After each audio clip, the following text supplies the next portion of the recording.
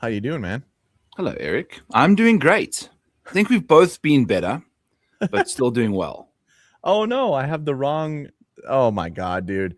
All right, let's let's Okay, we're not let's doing talk good. about this right now. Let's talk about this right now. I'm coming back from a weekend full of shenanigans. Lots of alcohol was included.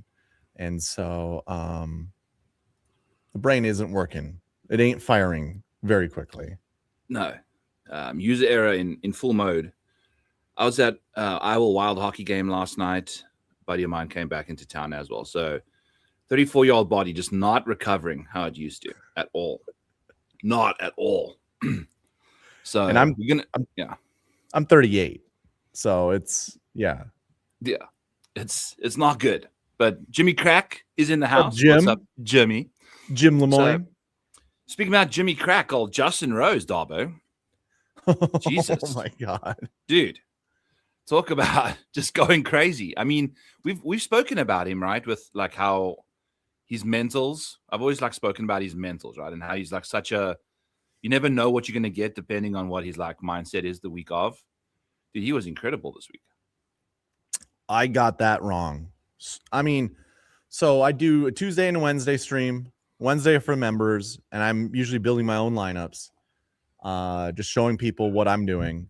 And Justin Rose is being selected quite a bit because like he just has great course history and like the tool or the skills, the stats that are good for my model to show up, especially at like $7,500, I think he was.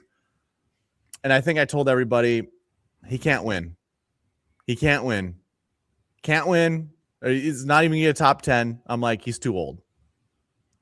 This was the worst DFS week I have had in Oh, years. you just got swept, huh? It was bad. I think I put in like $75 and came away with 5. So it was and it was my whole strategy was I think 80% of my lineups, and I built 125 lineups. It's like 80% of my lineups started with a 10K golfer. 33% of my lineups had Patrick Cantlay in them. 26% of my lineups had Xander Schauffele in them. And they weren't paired together, so like 50% of my lineups were just dead. Yeah. Dude, And Xander let people down big time. By the way, David, this is going to be a major baseball video. Hour 2, we're probably going to, or maybe at the half an hour mark, we can do some baseball drafting. I don't know. We're going to recap for a little bit, and then we'll see where we go from there. Probably do some baseball for half an could be hour. an I've hour got from some, now. yeah, I got some slow drafts cooked up. So we have those in the hopper. Going to be a fun show.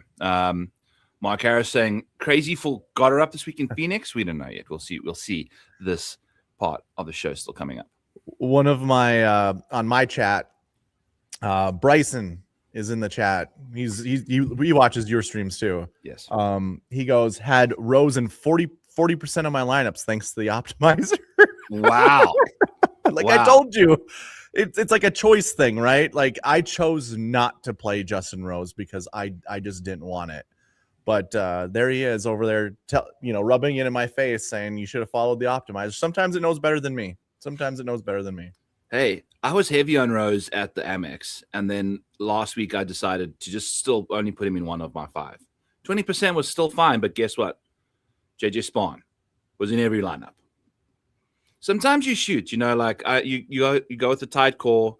If the core crushes, you crush. In the Discord for round 2, we had Rasmus Niergaard Peterson and Siwoo Kim for showdown, and we crushed. And then on round 3, we had Rasmus Niergaard Peterson and Adam Scott, and we got crushed. Like it just happens. Sometimes we saw what Adam Scott did today. Like we locked him in to hope he could do what he did today, and he didn't do it remotely close to what he does on Sundays, because on Saturdays he's been doing some crazy stuff, but he's like leads the field in Saturday scoring average. Gains like 1.7 strokes on Saturdays, Adam Scott. Oh wow, good to know. It's interesting, man. And then on Sundays he loses strokes, which makes sense. And I had him for a top 40 bet, and he finished 30th. Like that is his golden like range. I was just thinking like Saturday he crushes, Sunday he retreats basically. Regresses, yeah. It reminds me like how difficult it is to have 4 just solid rounds of golf like Justin Rose had. Like that was, he's 45 and he 4 rounds to do that. I mean, like around this course in particular. I don't, yeah. I think every golfer that's on the PGA Tour is able, like they have this in them. Like I kid you not. Maybe 10% don't. Like the journeymen that, are on tour because of status from when they won a tournament 10 years ago or something, to that effect. They're on like they've made enough cuts on the PGA Tour to have some kind of like, exemption until whatever time, whatever those exemptions are. Those people probably still don't, they don't have it in them because they're either too old or whatever. But I think everyone is able to do that, but it's like, it rarely happens to have all 4 rounds just super, super good. Yeah. And I mean, today's round wasn't necessarily the greatest, but it was sensational under the, given the fact that he knew he just needed to gain half a stroke on the field and kick everyone's ass by 7 still. Yeah. So he kind of handled his business. The only hole that he bogeyed was the 12th, which is one of the toughest par 4s in America. So it's not that big of a deal. I mean, you bogeying the hole and only losing like 2/3 of a stroke to the field, which is fine in a birdie fest like this. Eric, it was interesting to think about because I chose -17 as the winning score this week in Sports Illustrated panel. That was second place. And it was second place. It was, T2 was -16, which I think was a great read. And it just goes into like to show how much weather impacts, because that's all I went off of. True. I went and took a look at the past couple scores at this venue that were the highest, because I saw it was 4 pristine days of like birdie fest weather. And I don't know if you noticed that the majority of the guys at the top here are like Siwoo, Rose, Damon, like Hitsune, all like sharpshooters. The assassin. That could just keep themselves in the fairway a lot better than, because when there's no wind, it's easier to hit fairways, right? So having that distance out of the rough isn't that important because everyone's hitting a lot more fairways. I don't know. So how much golf did you watch? It sounds like you were just drinking the whole weekend instead of watching any golf. I watched Thursday and I left Friday at noon, and I think coverage started at 10:30 a.m. our time, maybe 10. Yeah. Something like that. And I was in meetings that Friday. Oh. So I basically left, picked up a buddy who doesn't listen to golf. Like I would have listened to the golf, like the PGA Tour radio station the entire way. I went to Green Bay, so it was a 4-hour drive for me. And so, yeah, didn't catch any of that. And I dropped him off coming back here, put it on for the last like 20 minutes of my drive and listened to Rose. I mean, literally, it was at the time that Rose was finishing up. So I got to hear what Siwoo's first bogey of the final round. And I thought that was good because in my league contest, or the league that I'm in, I was basically battling. I think I had I had Michael Thorbjornsen against Siwoo Kim, basically. And that was going to determine who got first place this week. Bogey free. And I'm like, good, because he had Siwoo, he got the bogey, so that gets rid of that bonus. And I'm like, all right, awesome. But then Siwoo comes and birdies 18, and Pearson had 3 in a row twice. Dude, he's looking very impressive coming back from the Corn Ferry Tour. It's really fun. Balls. You remember our best balls or whatever that we were doing early, that first podcast of ours? I think Pearson Cootie was one of our main dudes. Yeah. He's such a good driver of the golf ball. Gained 1.2 strokes a day, and I mean, he came from nowhere. I had a Sahith Theegala top 5, by the way, and look what he did on hole 5. Oh my god, heartbreak, man. Okay, right. So how did you do? And I had a Tony Finau top 10. Look what he did on hole 5 at 1,000 to 1. Ouch, dude. Ouch. Sorry, 10 to 1 plus 1,000. Like, Oh my god. what on earth, Tony? You know, like both my guys I needed to just make birdie on 18 didn't. But it is what it is. Sorry, what were you asking? I wanted to ask you, how did you do this week with bets? Because and a part of this, like this show, I kind of want to recap what we did, just to I guess I haven't asked you if you want to do that. I like to do it. That's fine. I just like to do it to be transparent with my audience. Like I'm not gonna try to embellish. You should listen to me because I'm so successful. You should listen to me because I'm going to tell you exactly how it is. Like yes, we lost some money this week. I'm not going to lie to you. Yeah, we have our total was minus 4.9 units this week at the Farmers. Not a big deal because if you think about like what we get up to here, this is my bet track in the Patreon. So you guys get this as I'm placing every single bet. You get it all. You can see how I'm tracking, getting the odds, the books, all that stuff. We got waxed in the round 3 unders. I expected a lot more guys to shoot under par. Just 71, it was 71 and a half for the unders. And Ryan Gerard, Sahith Theegala, RNP, Brooks lost like 1 million strokes putting yesterday. And Keegan Bradley just went into neutral. So I chose the wrong golfers. The read was still correct. Like the scoring has been ridiculously easy all week. So I struggled there. That was a lot. I mean, just over here, I lost 1.5 units. And then Rasmus Niergaard Peterson, we'd added him live for round 2 to be the leader after round 2, or to just get inside the top 10, and he missed it by 1 shot.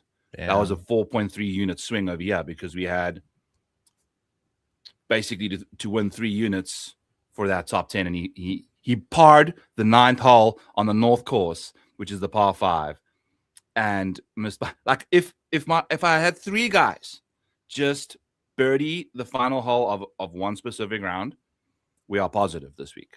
Like that's just how it goes. So it's all good.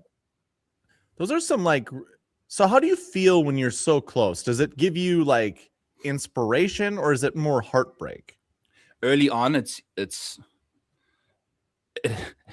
depends what time of the season it is. When it's close like this and it's been happening like all year, it can be debilitating.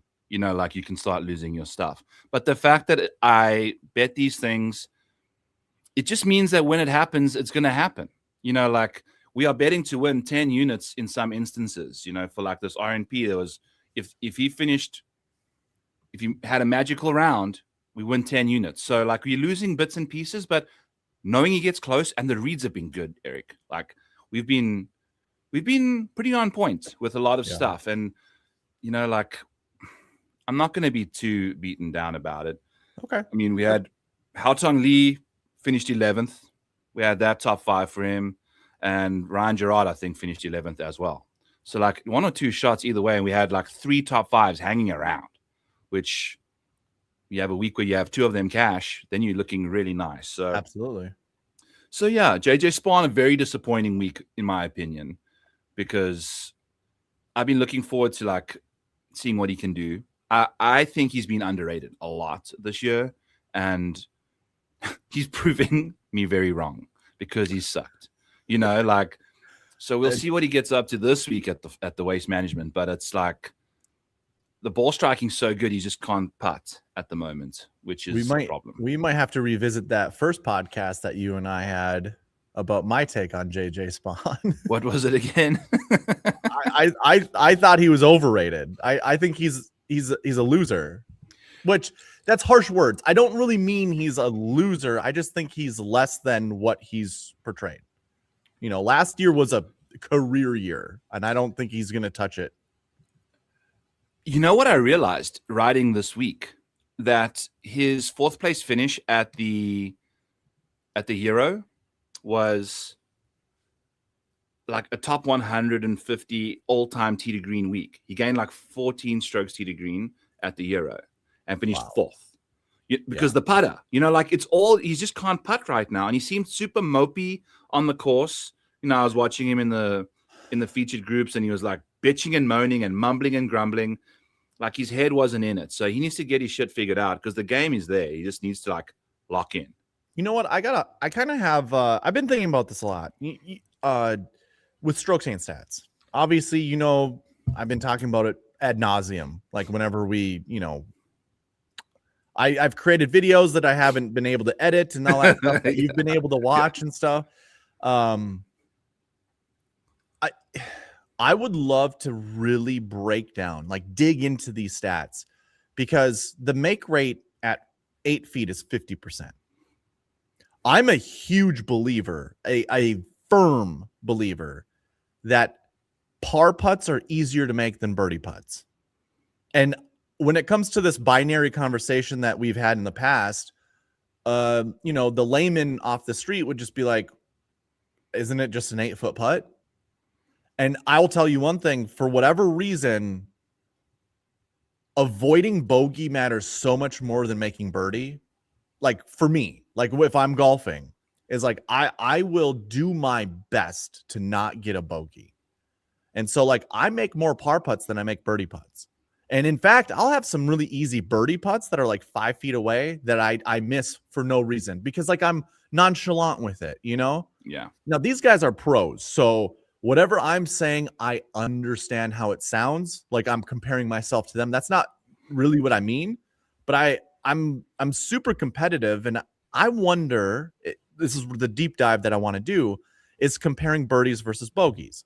So you just said JJ Spawn had like tee to green, like what was his fourth best or the fourth best of all time? Was it of all time Not of his? Like 150th best tee to green performance since 2004.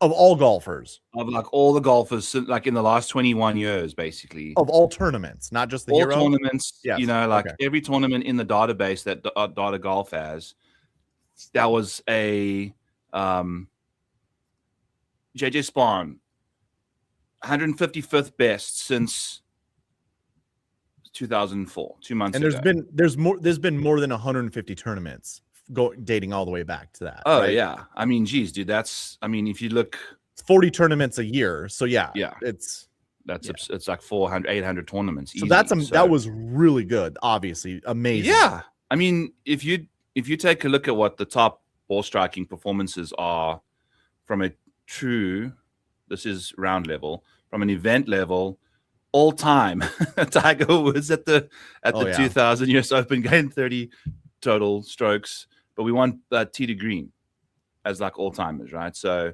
Tiger Woods at the WGC American Express Championship in 2006 gained like 22 and a half true strokes on the field. That was absurd. 19 there, but like these are all flushes. VJ, Scotty, VJ, Dustin, Brett Wetterich. You remember him, huh? I don't know who Brett Wetterich is. Bryson DeChambeau, they're all Kevin Chappell. All like really impressive tee to green guys that you should expect to see on this list. So to pop up, I mean, some of them, I think it was raw strokes as well that JJ got. So I don't even know, how that translates. But worth noting, that's elite stuff, and it happened in December, man. Yeah. I'm not going to give up on that kind of. Yeah, I mean, that kind of baseline performance. And the putter, we know if you just switch from POA to a different surface this week, maybe it changes. But I'm kind of eyeing him out for Riv because I think that's where you go tee to green merchants. I like your take on that. Obviously, with 23 under being the winning score this week, that obviously means you had to be hot. Like, what was Rose's strokes gained stats this week? Oh my God, Bud. They're like, through the first 3 rounds, they were insane. They were insane. Justin Rose, round 1, didn't know what he did on the North Course, but he putted his brains out. I watched that round. Made everything under the sun. Also, ball struck it well the whole week. So 7 strokes gained to the field there was the second best round of the day. Round 2 for Rosie, the best round of the day on the South Course even. It was one of the best rounds of the day. Second best round of the day on the South. Kicked everyone that was playing the North Course's ass. And you can see the difference in strokes gained over here because the North was playing that much easier. When he did that, gained 3.5 strokes putting, gained 3 strokes on approach. Like, that is dialed in. You know, Can you go good back stuff. to the? Oh Sorry? yeah, keep going through. Yeah, that's fine. So Yaz Rose again. We're going to take a peek at the scores for him. Approach play yesterday was dialed. 3.8 strokes gained. I mean, you gained 5 strokes ball striking basically. Yeah. Yesterday. So you could lose a whole stroke putting, which he did, and made a couple big ones here and there, but kind of missed some good opportunities that you should totally see him capitalizing on usually. And then today he did it again. Like, he was early on, you could see he was like driving the ball well, just keeping it in play. Yep. So I'm not going to be bashing him for like a mediocre Sunday. I mean, he just tried to land the plane. So yeah, he didn't have to do anything today. No. I'm looking at you, Keith Mitchell. Look at this round, dude. What a round. Wow. Well, that eagle on 7 kind of boosts his approach. But I mean, to lose 4.5 strokes putting and gain 1.5 strokes on the field still is what will drive you to drink. What's this? A 3-putt? This must be a 3-putt, yeah, Darbo, right? A 3-putt or a miss from like 3 feet away. Yeah. And then just basically anytime he looked at a putt on the back 9, he was losing strokes. Like, it was just anything he looked at, and it was disgusting because it was greening regulations he hit 7 or 9 greens. So, yeesh. By the way, Tony Finau 3-putted 16 as well. Wow. And he hit an absolute peach. Surprising. And surprising. Tony, let's chat about Tony a little bit because I've seen him move now to the mallet, Eric, and it's a center shafted mallet too. So does he have a conventional grip, or is it still like does he have still pencil? Is it still pencil? Okay. I don't know. I was just more paying attention to the way the putter was resting on the ground, because Tony Finau, he's called Tony because the toe of his putter is by his knee at address. Like, just terrible. Like when your putter is like at a 45-degree angle, like you're hitting it with the bottom of your putter almost. Like when you're making connection. Like, yeah, it just doesn't seem what's weird. A buddy of mine came down Wednesday to get fitted for a putter, and he wanted me to come with just to get, just if I could listen to what the guy was telling him. It's a way to kind of break down whether or not the guy's kind of full of shit. Yeah. Because that's how some salesmen are. They'll just tell you whatever to try to get you to buy a club or not. But he also wanted me to bring my putter because he liked how long my putter is and just like how it sits on the ground to hit him gripping the putter. And it actually was a good fitting for him. Good. They used lasers to figure out where his putter face was facing at address and whatever. And the crazy thing is, the longer the putter was for him, the more toe like the toe was up. And when the toe was up, counterbalanced, he was aiming more to the right. He aimed more to the right. Yeah. And normally when the toe's up, the ball's going to go left. So it's like it was really weird. And what ended up happening is, because this is what our eyes do. This is the beautiful thing about golf. Your putter face is pointing to the right. Your eyes will see that, but your brain might not register to say, oh, I'm aiming to the right. And so instead, what will end up happening is you will overcompensate and then pull it because you're trying to correct what's wrong at setup. And a lot of his putts miss left. But I always said it was because of his stroke. Like the stroke for him goes left. So for a professional golfer, coming back to Finau, for a professional golfer to do that, I understand he is sitting with putting coaches. He's sitting with manufacturers for clubs and stuff like that. And they're all saying this is the most optimal way for you to putt. Yeah. But here's my issue. If you have that toe up, why not just adjust your lie angle on your putter to make it flat where your hands can still sit in the same spot? This must be a mental thing. It must be. It's like it's like Happy Gilmore stuff to me. And if it's a mental thing, you should never trust a putter that has mental issues when it comes to putting. Like, seriously. No. He's never been a good putter, and he has stupid setup. Like, his setup is dumb. Like, he's just never going to be good at putting, ever. But now we've seen what happened with Scotty. Just sometimes just the look of something at address. Agreed. Maybe it must be difficult for him to have like a blade sitting flush with the ground. Whereas, like a mallet, it's a lot easier for it to just rest neutrally there, in an organic way. It's harder to have that toe up with a mallet versus a normal putter, right? It's like trying to ride on two wheels in like a go-kart versus a tank. It's not easy to get the tank onto two wheels, Whereas, right. Like what I'm saying. So I think it'll be interesting to monitor because he's obviously a supreme ball striker. It's worth monitoring. Yes, absolutely. 100%. When there's a change in someone's game where it's like been really, really bad and it's a significant change that could potentially not gonna make it worse, so we'll see what Tony can do. We can continue talking about Tony because I'm still also really interested in like what happened to Tony last year. What legal things were happening? Because like, are those behind him as well?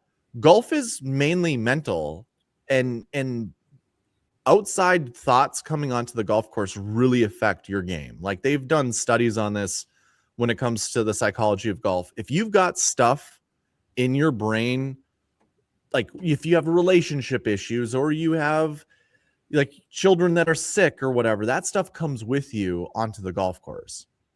And again, these guys are professionals. A lot of them do have mental coaches and stuff like that. But are Finau's struggles behind him?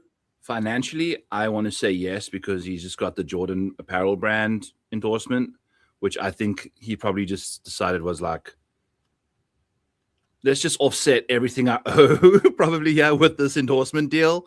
And now we're good to go financially, just let the lawsuit go its way, how it needs to. It looks pretty fly out there. I mean, if there's one person that can rock that Jordan apparel, it like had button down, like actual buttons on the shirt. It was like Jason Day, Melbourne kind of vibes, but a little less baggy, a little more slim.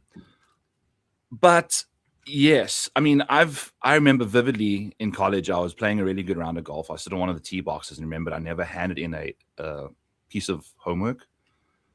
And my round just went to total shit. Like right after I remembered that I did this, and I was like, oh God, I forgot to hand this in. I'm going to get like a 0.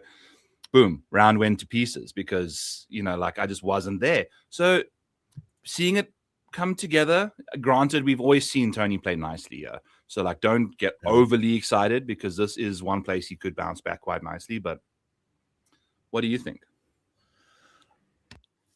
I don't know. I'll just be cautiously optimistic, I guess. Yeah. Like I don't, it doesn't really make me super excited, but it does give me more comfort to play him in DFS lineups now, where if he's going to stay like $7,200 to $7,600, sign me up.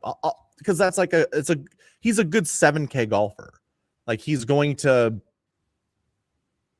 disappoint sometimes and he's going to flourish other times. But once he gets back up into the 9K range, he's going to have to play really hot for me to want to play him at 9K. But I would never like this week. I think at the moving, not that we have to move forward, but looking ahead at the WM Phoenix Open where he has had success.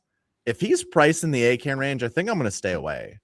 Like I need to see a little bit more. Like this was nice to see what he did this week, but I don't trust it, Byron. I don't trust it. No, but it's good. It's a good it's a good bookmark, put a pin in this. So come check it out next week. See what he's got up to. Here's, in the Model Maniac Patreon, I've got the course history strokes gained by round since 2021 for you guys out here. Here's Tony Finau. Played in 2023, hasn't played since. Gained a bunch of strokes the first 3 rounds, and then kind of pooped his pants in round 4. But that's fine. If you want to take a look at the course history by finishing position, Tony Finau has finished 14th and missed the cut. So not terrible, but not nearly. I think Brooks is going to be very popular this week. Made the cut at Tory, and then now is returning to like a happy hunting ground. He's going to have to find a putter that Darbo. It was bad. It was disgustingly bad for Brooksy on the greens. Like, well, I actually was very surprised with how well he struck the ball. Like he hit some pretty darn good shots. And that first day that I got to watch, I was watching him with. Was he in Ludwig's group? I can't remember. I think he was with Ludwig. Yeah, it was Ludwig and Max. It was the death march. Yeah, I mean they were kind of striping it for a while, on Thursday. Obviously, Max didn't make the cut. Ludwig didn't make the cut. But yeah, good on Brooks. I didn't think he was going to make the cut, and he did. He battled back. He was +1 after round 1. You need to get to -3, which is the lowest that cut has ever been, and it's still -3. So, I mean, that was good. It was impressive by Brooks. Yeah. I mean, first week back, there's a lot of stuff going on, a lot of distractions, which that was good to get it out the way. That now at the Waste Management is just like his second tournament in a row. Dev's asked you, question on putting modeling. Do you weigh putting differently since at least anecdotally is very hit or miss, no pun intended, it's binary on green speed, grass type, etc., than driving distance, approach, etc.? I'll go quickly off the top. There are certain guys that are just very good putters, and they will almost certainly be gaining strokes pretty much every single round.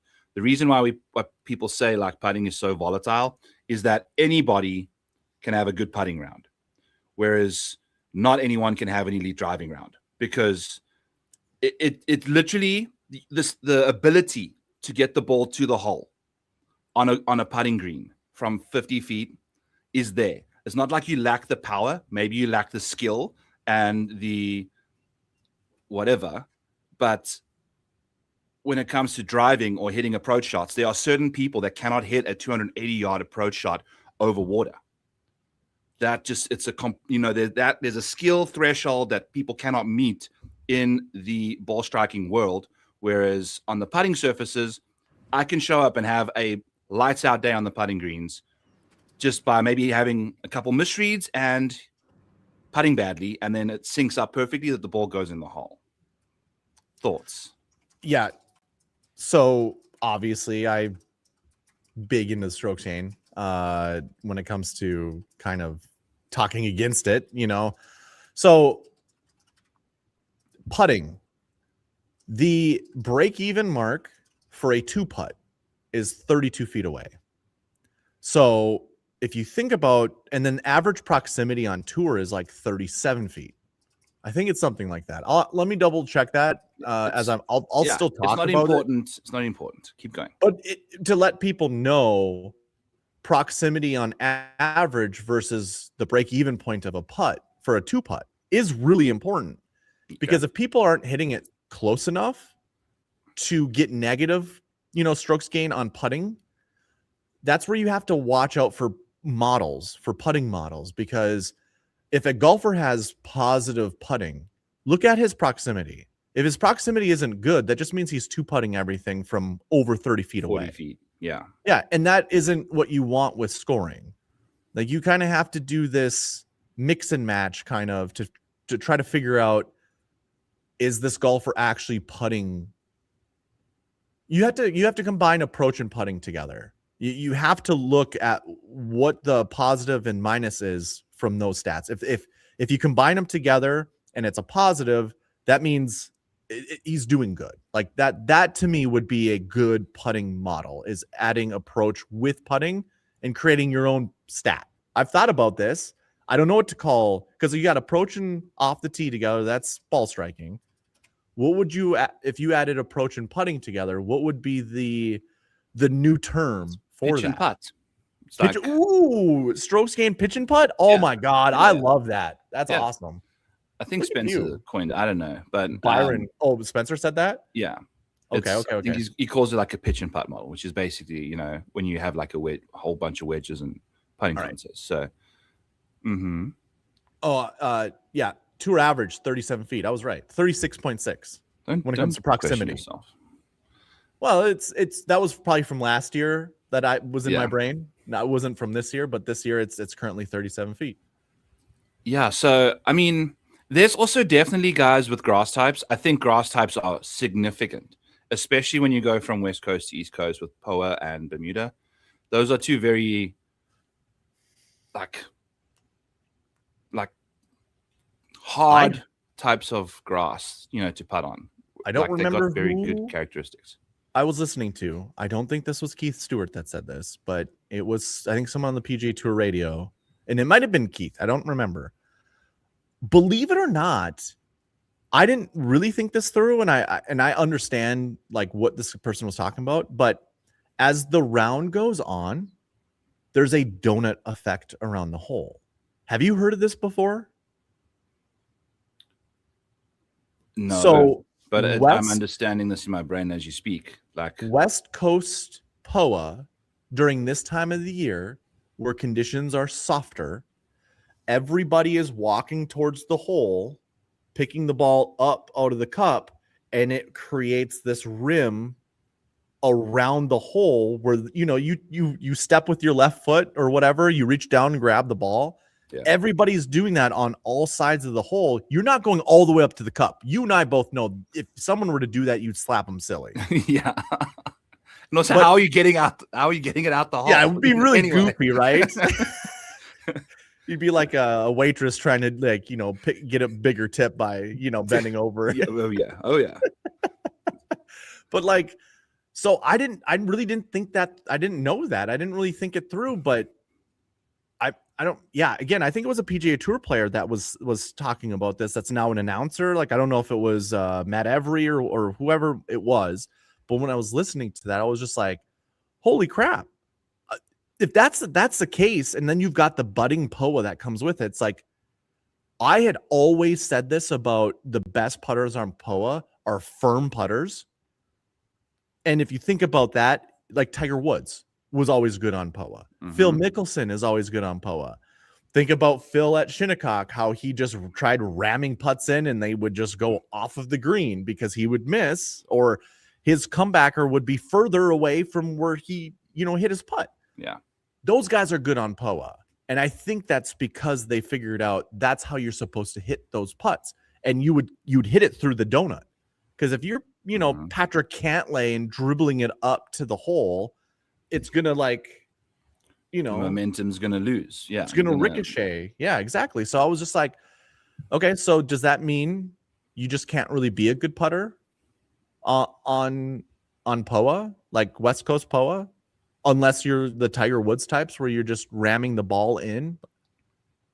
I don't know, because I listened to Maverick McNeely when he was chatting to the no laying up guys at Pebble, I think maybe last year or the year before.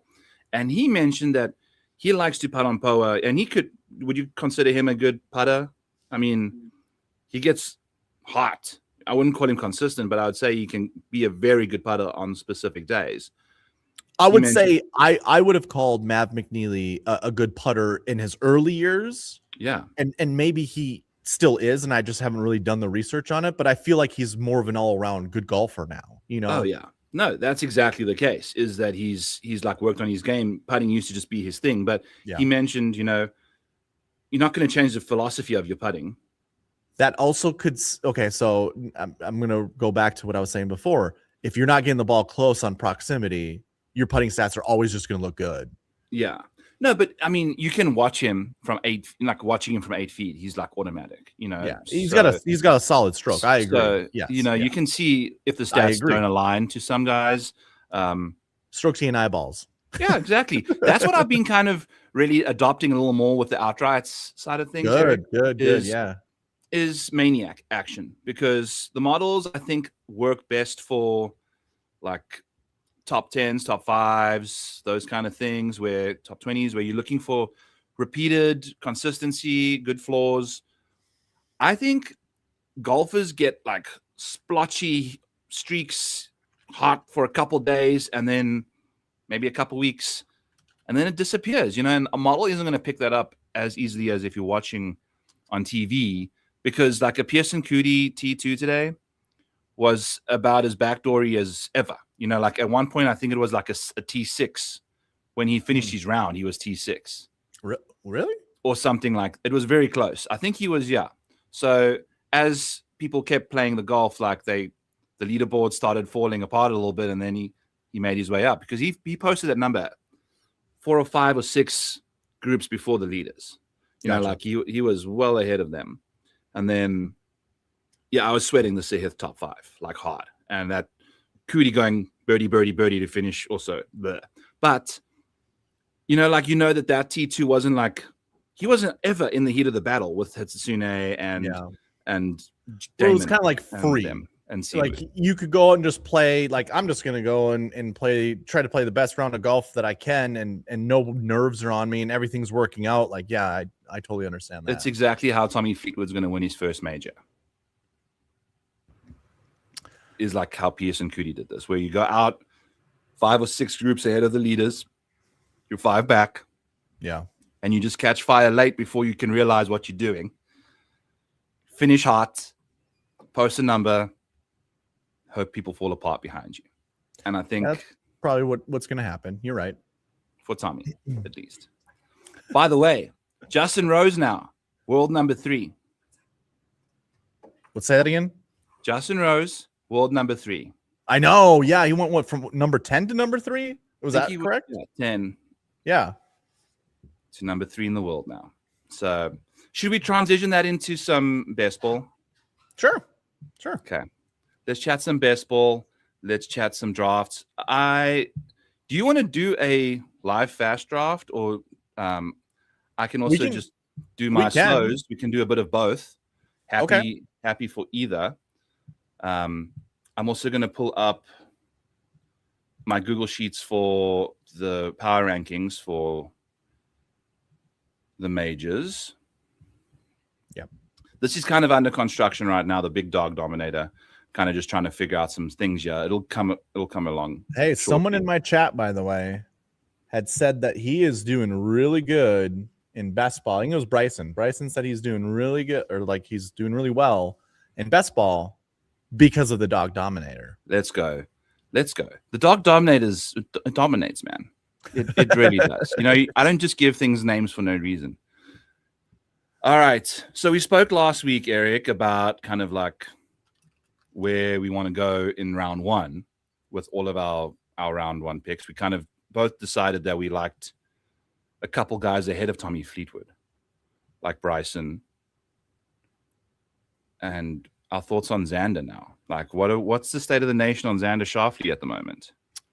Okay, so I was kind of doing a little bit of research heading into the WM Phoenix Open just to see. He has the best average finish at the WM Phoenix Open with at least more than one event. So he's got it better than Scotty Scheffler. So I am kind of I didn't see Brooks. It's whatever. Yeah, he wasn't. But we're talking about majors. No. So here's my thought process on this. If Xander shows up to the WM Phoenix Open and does not get a top 20, and this is kind of a very, what would you call it? Forgiving expectation, I guess, or like whatever. A top 20 isn't going to be good enough for Xander, but a top 20 is going to give me more confidence into thinking he's getting back on track of where he should go.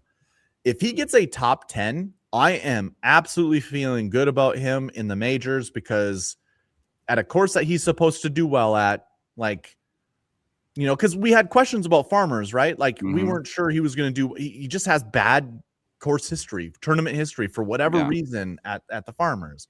So, okay, now if he comes to the WM Phoenix Open, wonderful. Like, if he does well, wonderful. I did also hear an interview with him about how being a dad has been a little tricky with his golf, like whatever, because carrying a baby is causing shoulder aches and neck aches that he never had before. Yes.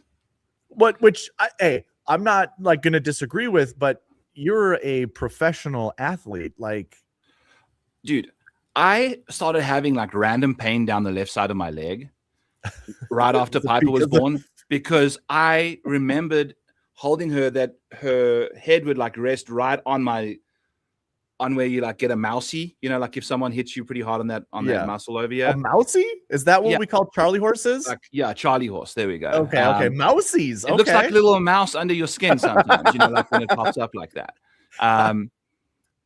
But I was like leaning and trying to like just like accommodate her as best I could. And I noticed that I would always have my phone in my right hand while she was sleeping. So it was on my left-hand side. So it would always be on that side. And then I stopped doing it and it fixed itself up. I like self-diagnosed myself. Gotcha. And I get it because he's been just sitting. He looks fat. He looks fat, man.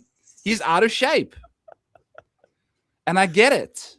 Oh my but he's gosh. fat. Oh my gosh. Is that why Jordan's been struggling too? But he's just not going to admit that his body aches because of being a dad? Well, Jordan's, I mean, I'm not even going to try and diagnose what hell Jordan's going through. But yeah. So I don't know. I think I'm out on him going forward. Let's take a look at some stuff. Yeah, here's my first one we're going to do tonight. Got a Bryson. I'm just going to pull up actually the whole board here. That way we can see what's cooking. Got a Bryson lineup that I can't remember anybody else in as this thing loads. Here we go. Bryson, Russell Henley, Tyrrell Hatton, Chris Gotterup, Patrick Reed. So I kind of like that. How do I get this like this? There we go. Okay. Is this working? Maybe not. That'll be fine. There we go. Bryson Russell, Tyrrell Hatton, Chris Gotterup, Patrick Reed. I kind of like that as like a good start. That's wonderful, dude. Absolutely. I mean, Bryson, Chris Gotterup in the 4th. That's awesome. Yeah, I think Colin Morikawa is also going a little bit late. If I do say so myself, so I don't mind kind of snatching him up. He's still been like very good in the majors, has Colin Morikawa. And you would have to expect he's going to rebound. Like he's got to get back to some semblance of what he was like when he first came on tour. Like that's where his potential is, right? Yeah. I mean, just taking a look at, he finished 3rd at the Masters 2 years ago. He had a really bad Masters last year and finished 14th. So Colin in the last 4 years hasn't finished worse than 14th at Augusta. Gotcha. 5th, 10th, 3rd, 14th. Love that for him at like the Masters for sure. Just looking at his other stuff, it was a pretty bad year last year, but typically you're always getting at least like a top 10 from him in a major, usually top 20s. It's a very consistent top 20 rate for him. 26th at the PGA was pretty close. So he's always going to be in the mix. I think I'm cool with him in the 4th and 5th rounds for sure. I think over Patrick Cantley, Colin Morikawa versus Patrick Cantley in majors, just to me is like a no-brainer. Go Colin. Because what has Patrick Cantley ever done in a major? I think I have some pretty heavy scar tissue, and I imagine a lot of people have heavy scar tissue with Patrick Cantlay. What is this guy's deal? Like, he played decent at the American Express, like decent. Wasn't really expecting a lot, but he played decent.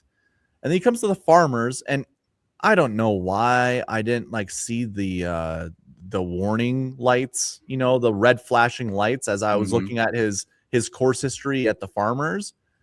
But like he missed the cut again. And his average finishing position was like 55th. I'm sorry. Are you not supposed to be good on California golf courses? Aren't you supposed to be good on POA? What is and where my scar tissue happened was maybe like 3 or 4 years ago at the 3M Open. He is the best golfer in the field by a long shot and missed the cut. Yeah. And it was bad. Like he wasn't good at all. He wasn't hitting anything close. He couldn't make any putts. And it's like, what? But then last year, towards the end of the year, he just turns it on Like when it comes to the playoffs, like is he just money hungry? Is he only going to play good when the purse is huge? I don't. He to me is like the biggest corporate shill I've ever seen in my entire Yes. life. You know, like he's Mr. Blueprint for what you want as like a financial firm in the S&P 500 to sponsor a golfer. You want like Patrick Cantley. He's strictly business. He's going to do everything you want, and he's totally fine being a top 5 golfer. He's never looked in like the last years that he hasn't sniffed trying to win a golf tournament, and it's bad. But let's take a look at like Jason Day, who's going in the same range as Cantley. And I mean, if you just take a look at Jay Day, he should have won the Masters at some point in his career. Surely, you know, like when Adam Scott won, Jason Day had the lead multiple times that Sunday. When Adam Scott won the Masters. Okay. I remember watching that the other day. Go to the Masters YouTube if you've got nothing better to do with your life. They have the final round of every Masters out there. Like it is so much fun to watch. Every once in a while they'll get recommended to me and I'm like, yeah, why not? Let's watch the Masters. Yeah. And ideally I don't look at the thumbnail that hard, so I don't know who wins it. You know, like sometimes knowing who wins, it's hard to see. But look at Jason Day, okay? 8th last year at the Masters. You're looking to get through week 1, right? That's the Masters. We're going to say this every single time we speak about baseball and majors. It's the most predictive golf course on the planet when it comes to professional golf, right? Based off past success. So Jason Day with multiple top 5s and top 10s, at this venue is a no-brainer to me in the 5th round when you can click his name. So I don't have an issue with that either. Yeah. So I don't know. I'm glad I told people that on a draft that we didn't have the opportunity to actually take him. I thought that it was us to take him there. It was not. So hopefully they were not watching this draft and taking Jason Day on the turn there. Let's chat about Harris English. If you're going to have Harris English dropping all the way down here, I'm going to be taking him. What are your thoughts on Harris English? I think it's a fine value, but man, I kind of have the same feeling about Harris English as I do JJ Spawn. Like I kind of view him as like a loser especially at majors. I'm glad you said that, because this is just assumptions and interpretations are very, very misleading with this man. Look at his track record at Augusta. Now, I think he's played I think he went and played 3 or 4 times prior, like somewhere here in the early 2000s and 15s. He made it to Augusta. And then he went on like a 6 or 7 year gap in between Augusta appearances. It was kind of crazy. So yeah, it is crazy. In the last 4 years, though, he's got a 21st, a 22nd, and a 12th at Augusta. Okay. And now we are starting to see what Harris English is getting up to. Take a look at Harris English's last little couple starts. Now remember, Harris English was injured when? 2022, 2021? I don't remember. I honestly, I don't remember. Yeah, it is in this range where he was missing multiple cuts. Like he was just coming back from injury right here, 2022, 2023. Prior to that, look at this. A 3rd at the US Open, a 4th at the US Open. 19th at the PGA Championship, 21st at the Masters. Made cuts in all 4 majors. Do you see a missed cut here outside of any of the times when he was injured in 2023 and 2022? I guess not, no. Like, he is going to give you 4 rounds of golf at majors, potentially a 2nd place finish, potentially a win now, because he's now knocked off a 2nd place finish in a major, which in my opinion is one of the most important things you need. That's right. To win a major. You've said that several times. Yeah. So we get 2 instances of that last year. And now we are getting to click Harris English we're not even going to click his name first. We're going to make the 2nd click so we can say we got Harris English in the 5th round because we've got the turn here. So who else, Eric, are you kind of eyeing out from I think we're going to go Patrick Reed, yeah. There's some good names right there. But we can deep dive a couple. Well, okay, so Sepp doesn't look super sexy, but I don't know, man. Like, if you can win a WGC event, essentially, or a signature event, He won the Truist without Scotty there, but still, I like his ball striking. I like he. So if you're listening to PGA Tour radio, or if you're watching PGA Tour live, you will hear some outlandish things. Like sometimes you'll hear, "Oh, Russell Henley's the best putter in the world," that kind of stuff. Those are strokes gained eyeball conversations that these people are having. And a lot of, and like, I'm not disagreeing with sometimes what these guys say. They're not saying he's the best putter because of stats. They're usually just saying he's the best putter because they see those things. They say Sepp Straka is one of the best drivers of the golf ball.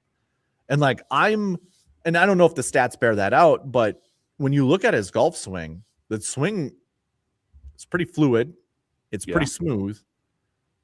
He hits it far enough. And if you're a good driver of the golf ball, I'm just always automatically going to feel like you've got a good path to, I wouldn't say winning a tournament, but doing well in a tournament. But I can see the stats that you just pulled up don't look super great for Sepp Straka. Not in majors. It's kind of interesting. But again, he was starting to find something. 7th at the PGA in 2023, and then runner-up at the Open to Harman. There were a couple guys, Jay Day, Tom Kim, that all got a freebie T2, like a clump of them, at that 2023 Open Championship when Harman ran away with it, I think. But then nothing inside the top 10 since, and last year was abysmal in majors for Sepp. Like, that's scary to me. It's very, very scary. If we're taking a look at, I think, someone that I'm also going to be hammering is Corey Connors as my Masters specialist, because of course, yeah, I mean, absolutely. Yeah, absolutely. Yeah, like, let's go. That looks like Tangerine Town over here with old Corey Connors. We got one miscut in 2023, 4 top 10s in the last 6 years. I mean, his game is built for this. Nice ropey draw around all of those, those Augusta Pines, and he seems to have just figured out this golf course. So if you're going to give us Corey Connors late like this, I'm down for both of these dudes. It's so crazy because, like, I see Siwoo Kim there too, and that entices me because Siwoo is, I think, statistically one of the better drivers. Total driving wise, he's pretty solid. Yeah. But I don't even have a Siwoo. I don't even have him in the system. Okay. Somehow, all good. We'll figure that out. So that would be kind of one of those speculative plays to me. Yes. Where it's like Siwoo, if he doesn't just have like a mental, lapse in judgment, which that's what we can expect with Siwoo Kim because of just how, he's one of the worst mental golfers that I know. Oh yeah. I was on him at the Amex, and we could tell the moment. That's right. That's right. But then again, this week at the Farmers, or this last week at the Farmers, it was like, you know what? Siwoo's, because of his driving, because of his ball striking, this seems like a good place to play Siwoo Kim. And then he finished his second. It's like, yep, that was a good time to play Siwoo. But let's see Siwoo's done well in the majors yet, and it's not good. 1 top 10 since 2021 in a major. Okay. When you think about like total driving and just keeping the ball in front of you and out of the thick rough, you'd think Siwoo could get it done, man. But I mean, in 18 major starts, we've got 3 top 20s in majors. That's not going to cut it for me. If you take Corey Connors instead. Yeah. Corey Connors, if you're looking for a safe play, I would say, yeah. I think one of your picks should be Corey Connors. That's coming up here. And then just figure out who the next person is, if it's Harris English or Jason Day. But you want Patrick Reed. And Patrick, so interestingly enough, Reed's got 7 top 20s, but, we're going to get a lot more top 5s from him, usually at the Masters. But I think both of those were at Augusta. So let's take a look at this team. What is the team? Oh, Jesus. Is this your team right here? I know. Don't judge. Some of them get auto-drafted. I've had a busy couple days. Okay, trying to draft in between all of this stuff. You know what? It's got upside though. It has upside with Scheffler and Colin. Dude, I let's think with pull up Hideki Hideki's. too. Hideki in majors is like a sponsor's dream. He makes the cut all the time, but it's hardly like any upside. You used to be able to rely on Hideki at the U.S. Open to backdoor a top 10. Oh yeah, he's only missed one cut since 2021 in majors. Wow. But he's only got 3 top 10s. You know, and one of the top 10s was Augusta win. Like, so he's not really giving you like Corey Connors has got 2 more top 10s than Hideki Matsuyama in majors. I still feel better with Hideki than Corey Connors. Like, I think I'm drafting Hideki 100 times out of 100 times ahead of Corey Connors. 100 times out of 100 times? Mm-hmm. Where's Hideki going in these drafts? In the 3rd round. So, I mean, you obviously you're not going to be taking Corey Connors there anyway, so we don't have to make that decision. But I think I'm happy passing up on him. I'll take Tyrrell Hatton instead. I'll take Fitz instead. I'll take Hovland. Oh yeah, Hovland for sure, dude. Yeah, I would take Hovland instead. I know we're going to talk about the WM Phoenix Open coming up, but if there's one person to take down Scotty, I think it's Hovland. Yes. He doesn't back down. He's got the firepower. And he makes birdies in bunches. So tons of birdies. And I mean, he's got 5 top 10s in 20 starts in majors and a lot of upside. We've got a couple top 2s and 4 top 5s. You're getting 4 top 5s in 20 major starts, and you can click a name in the 3rd round. That's like crazy. That's crazy town. So anyway, so we're going with Corey. You're going to go with Corey. Corey, what are you doing? Going to go Corey Connors, Harris English. But what about Patrick Reed? Do you think Patrick could drop to you? I hope he can. He's like all the way down here at 36. Yeah, then 36. I would go Corey and Harris then. And we get a pick at pick 36. So maybe he drops to us, maybe he doesn't. These other 2 are ADP of like I like higher. This is such a good ball striking team that you've got. It is. And when it comes to majors, I'm looking for major pedigree. It's like my number one thing. If you don't have it in majors, I'm not interested in you unless you've shown me like Marco Penge, for instance, has got upside for days. I'll take you in my 12th pick kind of thing, whatever. Later on in my drafting season when I need to like fill in random people. Just for instance, let's not get derailed by Marco Penge, but Harris English, ladies and gentlemen, in the 5th round. Yeah. One of I just want to show you this. Look, like this is Harris English in majors. Look at this last little bit of major golf for him. Yeah. Like look at these nice, it's the putting and it's consistent. Like he's consistently good at putting in majors. And the iron play has been solid, neutral off the tee. And then we go all the way back here. You can see like this was the injury situation. Mr. Couple wasn't at the Masters. Started finding his groove again right after COVID. It was his hip, right? Now that I'm remembering, it was his hip. Yeah. But again, look here. 1, 2, 3 missed cuts. Scroll. Miscut, 5, 6. Going 6 back missed to that cuts in his entire major career. Going back to that Sepp Straka like thing that I was talking about, I was trying to make the argument that Sepp Straka has the nerves of steel because he can go toe to toe with the top end guys. But obviously you just showed me his major, results and it was not good, which now makes me feel like, oh, I don't even understand why I was thinking that then. Like, is it just because of that one tournament that I'm like, Sepp Straka is better than Harris English? What you're showing me right now is Harris English has nerves of steel.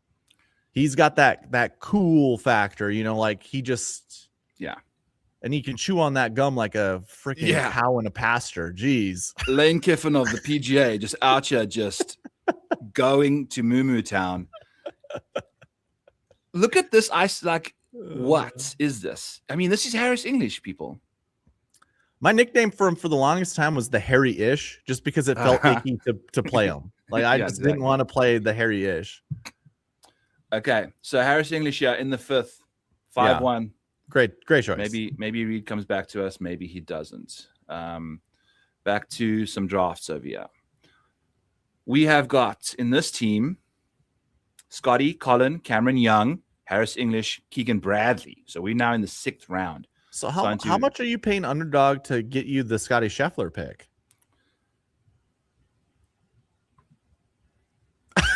Not much, apparently. You don't have him in all of yours. Okay. No. These might be the last Scotty Schefflers we have. I got you. There's one more. Okay, so we're good. Yeah, there's a couple. Nice. Running hot early. Only the first 25 drafts. So Scotty Scheffler.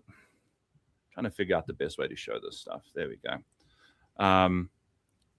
ADP wise, we got Wyndham Clark. To me, like, let's pull up Wyndham Clark for instance.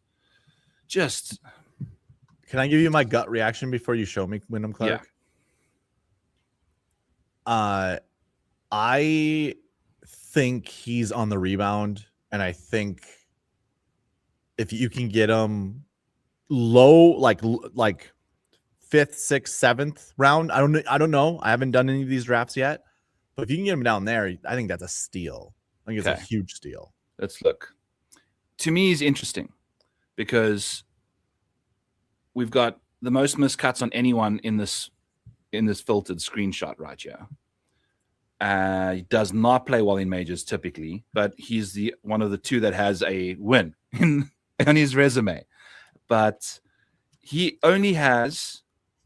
I'm actually just going to take you over to the big screenshot here because then you can see exactly what I'm talking about. Wyndham Clark has got 2 major top 30s in his major career, and they're a win and a 4th.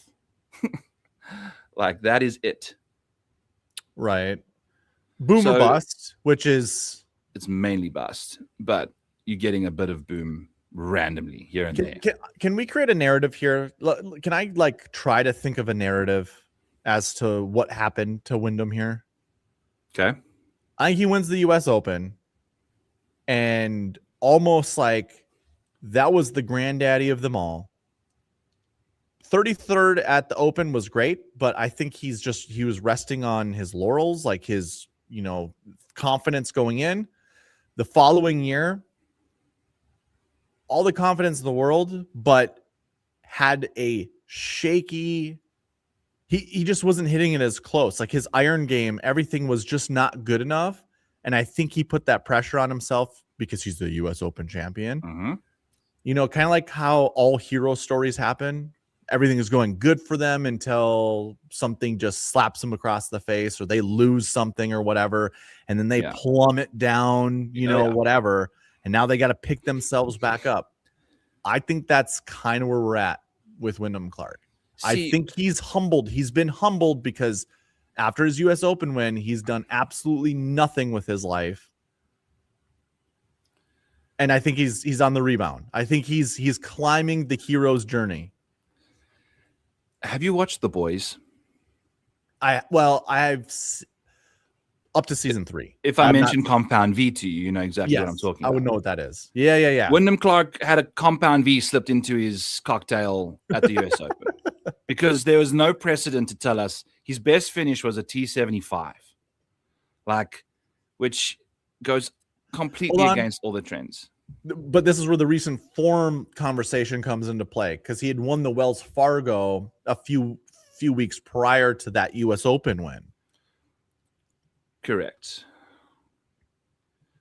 I don't remember how many weeks before the U.S. Open, but it was relatively. Yeah, I mean, he went. There was. You passed. Yeah, no, I was trying to just see. I think he was playing the Corrales Punta Cana earlier that year. he had some good finishes, even the Valspar. There's enough. But he was playing in alt events. 4 weeks even the before Memorial, the Wells Fargo. I think even the Memorial he was contending at for a while. Yeah, no, he was coming in with really good recent form. Like that's what I was saying is like there's the heroes, everything is going Sure. good for him, and then Right. something just Yeah. a bus ended up hitting him out of the blue, and But he just fell. but then in like 2024, he won Pebble. Arnold Palmer players back-to-back second place finishes, goes to the Masters, misses the cut. Oh, After the Masters, T3 at RBC Heritage the very next week. Then plays fine, doesn't play at the PGA Championship weekend, misses the cut there, and then finishes 56th at the US Open. The very next time he plays, T9, T10. Next major, misses the cut at the Open. Then he goes and finishes T14, T7, T13, 8. Like the form, the roadblocks are You're literally the majors. You know, like you can see where they, apart from last year's one random dude. T4. Okay. T5 at the Texas Children's the week before the Masters or 2 weeks before the Masters, 46th. And he made the cut on the number, I believe, with Rahm. I bet him to miss the cut, and he played out of his ass on that Friday, Wyndham Clark. Like 76 in round one and then 68 on. That was the only time he shot in the 60s. Didn't come close to breaking 74 in the 3 other rounds. You know, all right. like, Well, I wanted to create a narrative for Wyndham Clark, and you just shot down my narrative. Yeah, no narrative for him. Other names. Can I actually then give me like 2 more minutes on Wyndham Clark then? Okay. That big wipey fade that he hits, like he's never going to do well at the Masters, right? That's what I thought, is because everything goes right to left. Got to mirror that thing. Forward off the tee, but they've also said winners at that tournament primarily hit a fade or can hit a fade because all the approach shots to get to a lot of the pins or whatever, you need to hit a fade. So okay.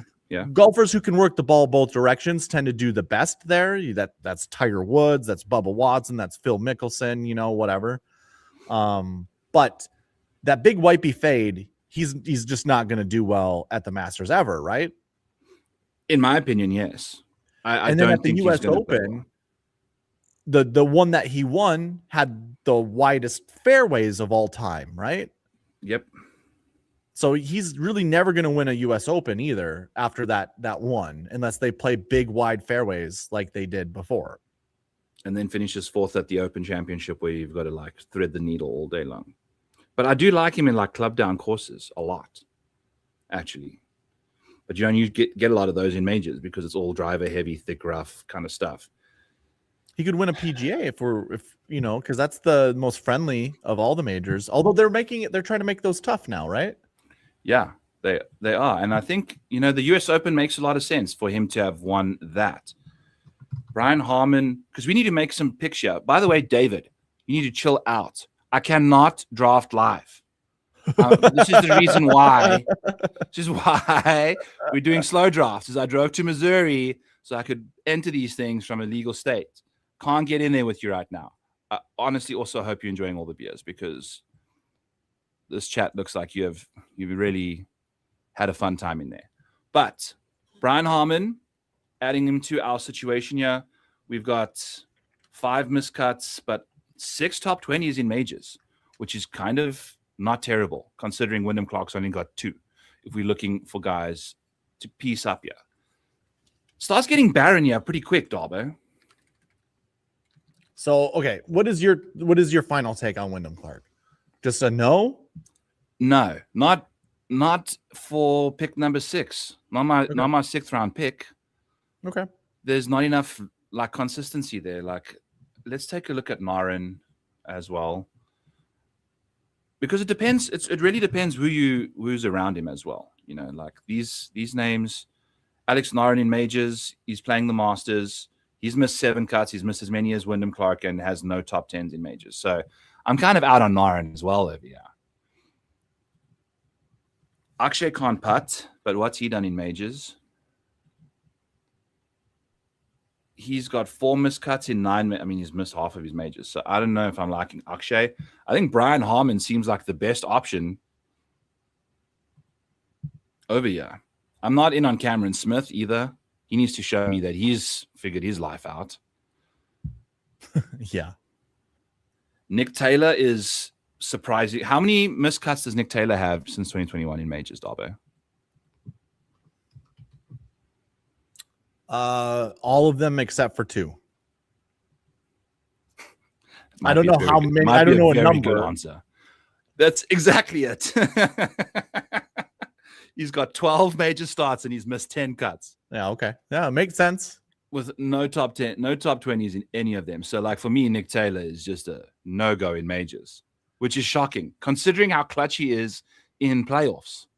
When he has to win a golf tournament, you'd think he could like nut up at majors, but no, very bad. So let's just go Brian Harmon here. I think that's the easiest click for me in this range. These are like some hard decisions. I haven't made my way this far down in drafts yet. Do you do you ever speculate, like,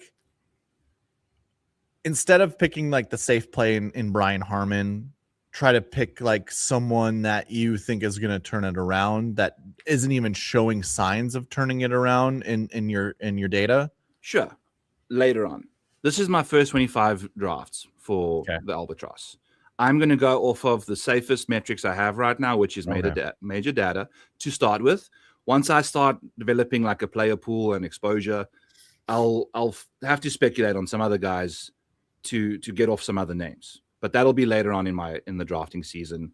Hopefully it's also on names that land up falling down the board, because I don't want to like invest too much capital into anybody that I'm hoping on. You know, I need, again, like I'm going to keep harping on about the majors seem like they're so predictable given what you've done in past majors. You know, like look at just what happened with Nick Taylor's situation, Wyndham Clark stuff. You know, like it's crazy to see. Alex Noren also has been struggling. Adam Scott's very interesting because you're not going to be getting any upside from Adam Scott, but you get like solid output. I've got a million tabs open now for this guy. Let's go Adam Scott. Oopsie. I honestly hate Google Sheets, dude. Okay. Drives me. Power BI. Drives me. I know, bro. I know. So Adam Scott missed 6 cuts in majors in the last 20, but he's got 5 top 20s in those. So he's got a bit of love in that department. God, he sucks at putting though. He sucks at putting, and he sucks at being in the moment. Oh my goodness. What did he do? Like at the US Open, he should have won that thing, and Adam Scott landed up finishing 12th. He was like in the final group and didn't even clock a top 10 there. But you know, he's giving you enough solid finishes in majors. He drives the ball. He's one of the most elite like drivers of the golf ball out there with distance and accuracy, man. He's like solid for an old guy. Yeah, I'm gonna do things on my side. Don't get distracted, but I want to look up Adam Scott just to see, like, has he turned it around this year versus previous years? Because like last year, I remember watching him at the Genesis Invitational, and he was just god awful. Like he was terrible. That's a tournament that he typically does well at. So I'm really curious to see, you know, because you're talking about how he's been poor in the majors, like at least the last 2 years, if not the last 3 years. What is there a conversation to say like he could turn it around? Like I think, like if you take a look at Adam Scott's situation, the putter has taken away his upside in a big way. You know, just take a look at, as you can see, the putter's like kind of gone crashing into negative territory in 2025. He's terrible putting. Like it's bad. It's really bad. Worse than not good. Yeah. And how do you get like up on the top of leaderboards is by having like spike putting weeks. And it's just like for him, it's just been, there's been all of his good finishes when the putter showed up. You know, like it's, you know, it's funny that someone on PGA Tour Live, Adam Scott had missed a putt, and you know how he just looks up to the sky with his mouth closed and like, he goes, and there's the signature move from Adam Scott. It's like, oh, that was brutal. Like, yeah, it's like he gets slapped in the face and it's like, oh no, not again. Yes, yes. I didn't see that one coming. What a bitch. Aaron move. Rye is interesting. If you take a look at his major track record, he's actually got the best major strokes gained out of everyone we have on the screen. I would much rather have Aaron Rye than Adam Scott. I mean, we have got some interesting finishes here for this guy. In his last 7, he hasn't missed a cut. I kind of feel like he's someone you can rely on. It seems like that. Yeah. And he's good at US Opens in particular. 33rd, 19th, solid finishes there. He will now be playing in his second Masters. PGA Championships, he's finished top 40 both times in the last 2. So I think Aaron Rye is someone to chat about, Darbo, for sure. Okay. In this range, I mean, compared to Wyndham Clark, you're not really going to be getting that much upside from anyone in this range. Wyndham maybe, but you're going to have maybe 3 missed cuts along with that. I think Aaron Rye is at least going to give you weekend golf, especially as your 7th guy. Yeah. So we went kind of safe there. Okay. Let's try and speed up a couple things here, and then we can get into got 9 more minutes of drafting, and then we can chat waste management, right? Yep. Okay. This team has Bryson, Henley, Colin. Oh, Jesus. Woo. That's an icky looking lineup right there. God. We should let's move on to this one instead. Let that one just continue auto drafting itself. It's dead. We've lost the $15 there. You are totally fine, dude. Happy Sunday night to you. Yeah, Sunday fun day. Oh yeah. Okay. So available to us in this range, Wyndham Clark, Harry Hall. Let's try to shine up this turd. What turd are we talking about? The lineup you have. This Patrick Cantley nugget. Yeah. Do we want to add Waco Neiman to this wonderful? Just to continue to spice it up. I think I'm liking Jason Day as a guy I think you that can probably give want us to put Jason Day in that some lineup, juice, right? Honestly, I think it's Jason Day. Okay, you're going by stats that are safe. Mav McNeely, is he any good? Would he be someone you're interested in? I don't know what his major track record is like. It's mediocre. 32nd in his debut Masters. Wow. Actually, wow. I think it's Mav McNeely. Mav and who was the guy that you just selected? Short-term memory is terrible. Day. Yeah, I think I think you go with those 2 guys. I think they offer you the highest safety. Yeah, and I think Mav has been pretty solid, dude, in these couple majors. If you were to tier him like A, B, C, D, what tier would you put him in? Mav for major drafts? Like a golfer, you have the whole OWGR in front of you from 1 to 300 of all those golfers. I'm not going to say you got a limit for each bucket, but what tier would you put him in? From a PGA Tour schedule, I'll put him as the bottom of tier B. Ooh. Oh, yeah. I would put him at the top of tier B. Well, tier A is going to probably be a very small group. Yes, I agree. So, going into tier A, Scotty Scheffler's A+, Rory, Tommy. I mean, geez, we have to add Rose to that now at this point. I would also even just put JJ Spawn in tier A, and people won't agree with me there, but that's kind of how I view him. Avoid that disaster. But then Mav, maybe in the middle of tier B. I'll say this. I'll say there's an A+, A minus, B+, B, B minus. Yeah. You'd have Scotty as A+ with maybe 2 other golfers, maybe just 1. Would you only just put Rory there? And Bryson has to be involved as well. I think Bryson's performances in majors lately has been too good to ignore. Yeah. Okay. Look at this, Eric. I know. You show me though. Show me. His last 2 Masters, he's finished 6th and 5th. He's really struggled there. And look at all this color. Yeah. For his majors. That's solid, dude. That's really, really solid. So Bryson is absolutely in tier A for me. Mav, I'll take tier B. And I'm stick with the bottom. I think, we need to see a top 20 in a major from him. He's close, right? Yeah. But you got to show me, and then I'll move you to top of tier B, and then, or middle of tier B. And then if you give me a top 10 in a major, maybe top 5, then I'll consider top of tier B. And then maybe you finish second in a major or win one, and then you never know. Okay. But I do like what he's actually got up to in majors. To miss an open championship in your debut is fine. I don't care about that. And I think 2024 was like when Xander won in that ridiculous weather. So, open championship track records are tough. And then he solid it up there. It was his best major finish actually with his 2024 and PGA. I would make the argument that he just was unpolished 2023 and even 2024 to some extent, like the beginning of it. And then he won RSM later that year, I think, right? Yeah. And I think he's now a polished golfer. That's why I put him at the top of B, but we agree he's a B tier golfer.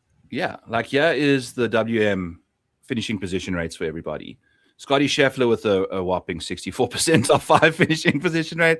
Then we've got Wright and Garrick Higgo. This is why I say JJ Spawn. I mean, basically 1 in every 4 starts was a top 5 for JJ last year. People don't see. That's not just a flash play well in the this pan, week. He should play well at the WM Phoenix Open. Yeah, we'll see. But he doesn't have to worry about weather. He doesn't have to worry about POA greens. Like look at Mavia. Top 5 rates, like 1 in every 5 finishes for Mav is a top 5. So that hasn't translated to top 20s even in majors yet. So maybe this is the year that starts happening. This would be a great place to speculate. I would imagine Maverick McNeely ends this year with his first top 20 in a major. Okay. I agree. Right? Like, actually, I'm cool taking that on. I'm gonna go a step further. Top 10. I agree. Given his upside, it very much could. But I think it would be a failure of a year from his perspective to not have a top 10 or top 20 in a major this year. Agreed. So let's go. Let's get some upside with him. And then what did we say? Who else? Jason Day or Aaron Rai? Or Aaron Rai. Could you get Aaron Rai on the flip? On the turn? Can get Aaron Rai later, maybe. Yeah. Maybe he drops to us still. Okay, cool. We'll go J Day again. I think J Day late year is. I mean, do you need to diversify your portfolio? Does it matter? Not in the first 25 drafts, because now is when you take advantage of a Jason Day in round 6. Maybe once some more people watch this video or whatever, then in 2-3 weeks' time, we like taking Jason Day in round 4. Then my portfolio gets diversified on its own anyway, because I'm not taking as much Jason Day there because we've hammered him here already in round 6. Understood. Couple more people. Bryson DeChambeau, Tommy Fleetwood, Justin Rose, and Colin Morikawa. Not bad. Solid little duo of squads, yeah. Do we want to talk about Justin Thomas at all? Have you tried to avoid him like the plague? Or yeah, look, I would have avoided Justin Thomas in majors anyway before being injured. He's actually one of the most disappointing golfers in majors given his kind of skill set. Justin Thomas is he coming back for the Pebble Beach thing, or no? I think he's going to come back somewhere on the Florida swing. Okay, but Justin Thomas, look at this. It's actually like quite bad. Ooh. You don't realize how bad he is in majors. He spikes a couple times. Yuck, dude. And that was a long time ago. It's a lot of missed cuts in majors, and it's the driver. His driving ability it's bad. Yeah. And it hurts him in majors in a big way. Like when you take a look at the strokes gained off the tee in majors for JT, it's like I know. Very bad. I know. Southern Hills, I think, was a bit more like of an open, kind of a creative venue for him. So I'm out on Justin Thomas just based off of his major strokes gained. Yeah. And just performances in them. And now he's coming back from an injury. I mean, that's an absolute not even trying. So I'm down for like a Maverick McNeely in this spot for sure. Hell yeah, man. The more that we've talked about it, the more excited I've become on. I think he's going to be someone that I'm going to target now. Yeah. In my best ball drafts. And should we go Patrick Reed with the other one? I think that's your guy. You like him. Yeah. Think of this as like the first round of the Masters. That's the Yes. first round of the Yeah. competition. And honestly, my top 10, what I said about Maverick McNeely, I think happens at the Masters. I think that's a good course for McNeely. Yes, I agree. So let's go there. I'm totally down. Glad we're agreeing on that. Here's a Rory, Victor, Colin, Shane Lowry, Harris English lineup. Wow. Yeah, fun. Do we go Jason Day again and Aaron Rai? I think that's pretty smart. Okay. Yeah. I'm not taking Wacko Neiman at all in the sixth round. Crazy. Why do you think Cameron Smith is up there? Is that well? So seeing the season-long best ball, obviously the ADP was updated kind of frequently towards the closer it got to the beginning of the PGA season. And there were a lot of changes, as it went on. I imagine it's because people are listening to things like this. But is Cam Smith, was that just the default like ADP that Underdog just gave him? Or do we think people are actually drafting him at that spot? Do you also think that some people pick him because that's where the ADP shows that he should be? No, I would imagine that Cam Smith finds his way here. Like if we just filter off everybody, where does he rank in all-time major strokes gained for Cam Smith? I don't see him anywhere. I think he's actually a little closer. I can't. Nope. There we go. 36. So what? He's 46th. 6th round. It's probably, I'm not clicking him yet because we saw last year was probably one of his worst years. I mean, look at this Masters history. And just this speaks volumes. It's his first cut. 2025 speaks volumes. Look at that. All missed cuts. Yes. That's what I'm saying is like, that's a problem for me. It scares me. And I'm a Cam Smith homer, like I'm all over this guy. And I think people are drafting him in anticipation and hope of this kind of a run. Yeah. Which he was very good in majors before he went to live. And then then it's been. He was the guy that ate Jordan Spieth's Magic Beans for a while, wasn't he? Yeah. This Open Championship was one of the best. I was on Cam Smith that year. It was such a fun golf tournament to watch. That was such good putting. Like when putting matters, he under the gun. But then he missed like a 5-footer to win the Australian PGA Championship in his home country. And like the vibes couldn't have been any worse for him. Yeah. Like, so I'm out on him at the moment. Maybe if he drops to like round 10 or whatever, like later on, I'll take a gamble on him as someone with like insane upside potential if he finds his groove. But we took Jason Day. Yeah, we're going to figure out some other stuff. Cool. Do we want to dive into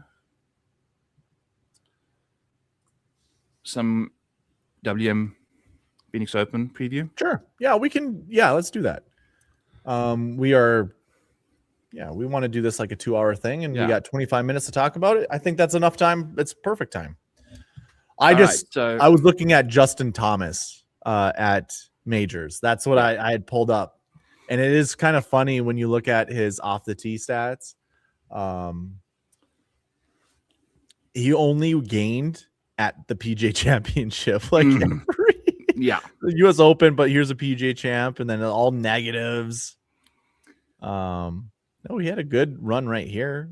Anyways, I don't have anything loaded in for WM Phoenix Open on the website or in my spreadsheet. Don't we have like past lineups that succeeded? Oh yes, we do. Let's pull that up. We can also pull up my past bets at this golf course after we do some DFS stuff. Yeah, but I mean, this week we've got Scotty Scheffler in the field, which makes that 6K lineup range very important this week, Eric. Yes, it does. So, okay, that's the first thing to start with is, does Scotty Scheffler reach $15,000 on DraftKings? No, not this week. I think the field's still good enough with enough good players to keep him in the 14s. I'm going to guess he's going to be 14-4. Yeah, I think that's fair. So kind of like, I think, did we go over this last week? Like using this tool on sweetspotdfs.com, the historic salary builds. Yeah. Okay. So what I like to do off the hop is kind of go into the fantasy filters and look for the highest price golfer. And I'm going to change it to 13 because we know he's going to be over 13.8. And I'm just going to leave 15.2. Just leave that there. Yeah, that's fine. I'll X out and we can see what some of the lineups that have this in there. Obviously, I'll probably skip out on the GPP winner for the Tour Championship because the prices there are just kind of stupid. So we had it at the American Express and then we had it at the Open Championship. Okay, I'm actually going to expand it because I want to see more times that Scotty's been in this with. I mean, 13 is fine. Yeah. Yeah. Okay. So now we'll have a few more events and they're all in 2025 and 2026. I wonder why, Byron. Yep. I wonder why. Yep. That's like if we don't have that many more. You can see it on one page. Like this is probably what, anyways. And these were also Scotty Scheffler things. So what I like to do is just right off the hop, just look to see what the most common salary build is up over here. 10-8, 2 7s, 2 6s. So you're right on the money with the 6s. The next common one is 2 10s, which what was this? The Charles Schwab Challenge and then the Tour Championship. Okay, so we can largely ignore this and actually I'll do the same thing I did last week. I will just remove the Tour Championship from the list. Cool. Okay, so 10, 8, 2 7s, 2 6s still reigns supreme on a Scotty Scheffler-based lineup, if that's what we're going to do in DFS. Then it's a 10, 8, 7, and 3 6s. Yep. So your top 2 lineups start with a 10, an 8, and a 7, and then you either make the choice of another 7, or you go straight into the 6s. So I do think that's probably where we're headed. If you think Scotty Scheffler is going to win this event, it really is going to depend on his price. And I know this is weird, but it's like if he's 14.8, if he's like 14.6 to 14.8, I actually think that's probably where we start thinking that's too expensive. Okay. Now, I actually might take that back because the optimal lineup at the American Express had Scotty in it, and it left $400 on the table. Well, he was 14.2, so it actually kind of it kind of works out. Like what I just said is kind of what we should feel or what we should think about. Here's the American Express already loaded in, or it's at the top of the, because I haven't put Farmers Insurance Open in this. But if you look at the rest of that leaderboard, like Siwoo Kim was $9,000, still scored a lot of points, but he was 30 points behind Scotty. So here's the question right off the hop. Does Scotty win the WM Phoenix Open? And if he does he boat race everybody like he did at the American Express? I think it happens again. Like when he's winning in dominant fashion. And I was listening to Greg Duchamp mention like during the specific periods of time when Scotty's been healthy, because he's like winning on average 1 in every 3 starts, but a lot of that was when he was rusty to begin the year.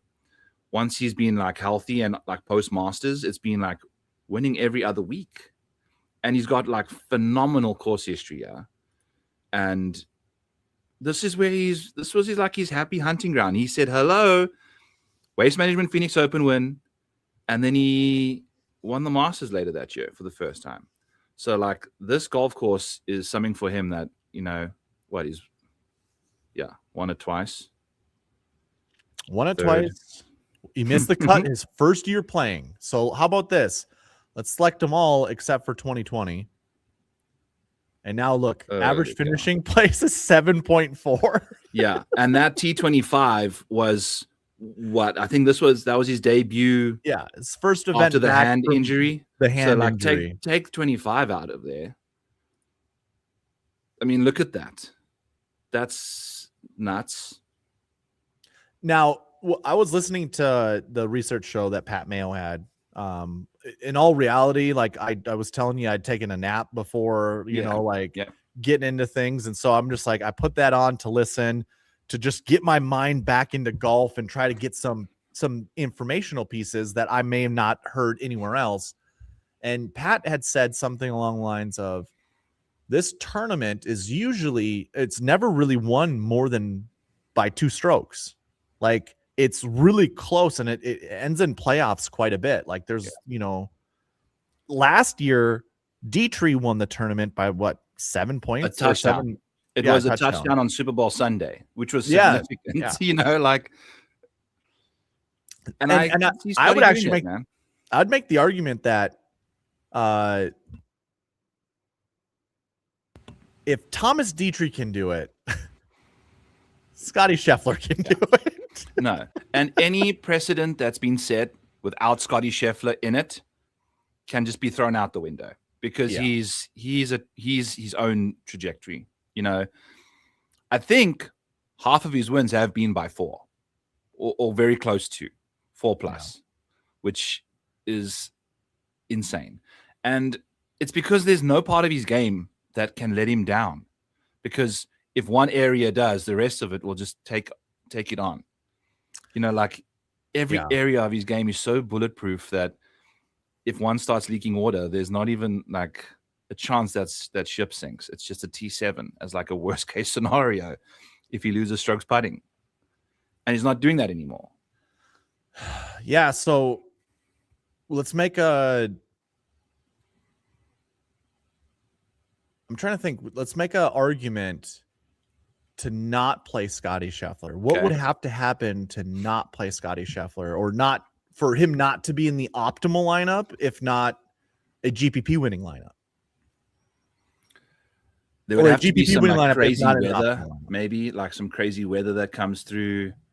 Let's take a look and see what the weather situation looks like here at TPC Scottsdale this week. And by weather, we're thinking wind, because rain's never going to happen there. Yeah, I mean, they had that one year where there was ice involved. Oh, yeah. It gets cold. Like, it can get cold in the desert. Weather looks pretty nice, actually. Once Thursday morning looks a little breezy, but Thursday afternoon, from then on out, it's looking very, very nice. Not more than 6 mile per hour winds most days, max. Okay. Which is dome birdies, just fire away. So, yeah. Okay. So if that's the case, I think Scotty, in order to pay off his price tag, or in order to take down a GPP, God, he only has to, I don't even think he has to win. Now that I think about it, I think he can get second place, because chances are, let's take a look. I'm just going to put in the WM Phoenix Open. I want to look at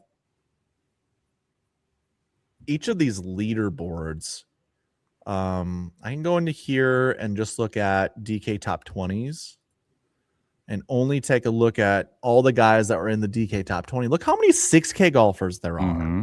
Hey. And 7. I mean, like last year, first, second, fourth. So the 4 guys inside the top 4 are $7,400 or less. That's already a Scotty Scheffler lineup that's going to win. Cash. Yeah. And if I scroll down to the next year, and we're looking $7,200 Nick Taylor one, then there's $6,500 Charlie Hoffman.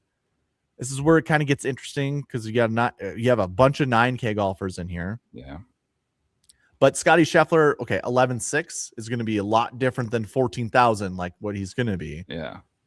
So he was in the optimal lineup then, but I imagine if this were to happen, then you want those 3 9Ks. Right. I think they would gang up on him and outscore him like totally, if 3 9s finish top 3. Well, let's pretend. Let's pretend it's 14,000, okay? So basically, we just have to add 3,000 to someone's number. I'm just going to start clicking names.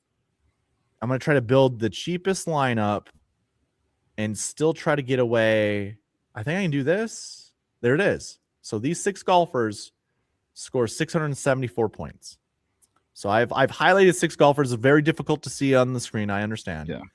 But we're pretending this $46,900 salary. We're giving $3,000 extra dollars to Scotty's salary. So this would be $49,900. So this would score 674 points.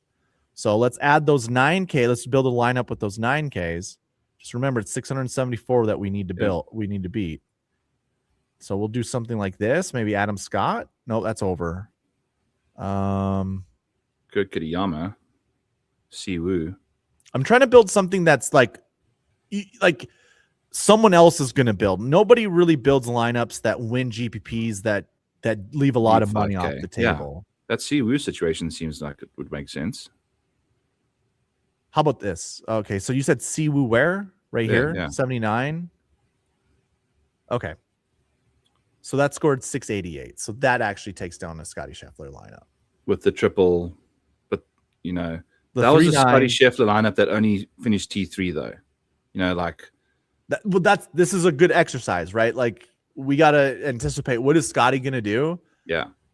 You and I are in the same boat. I think Scotty wins this tournament at least by 2. I don't.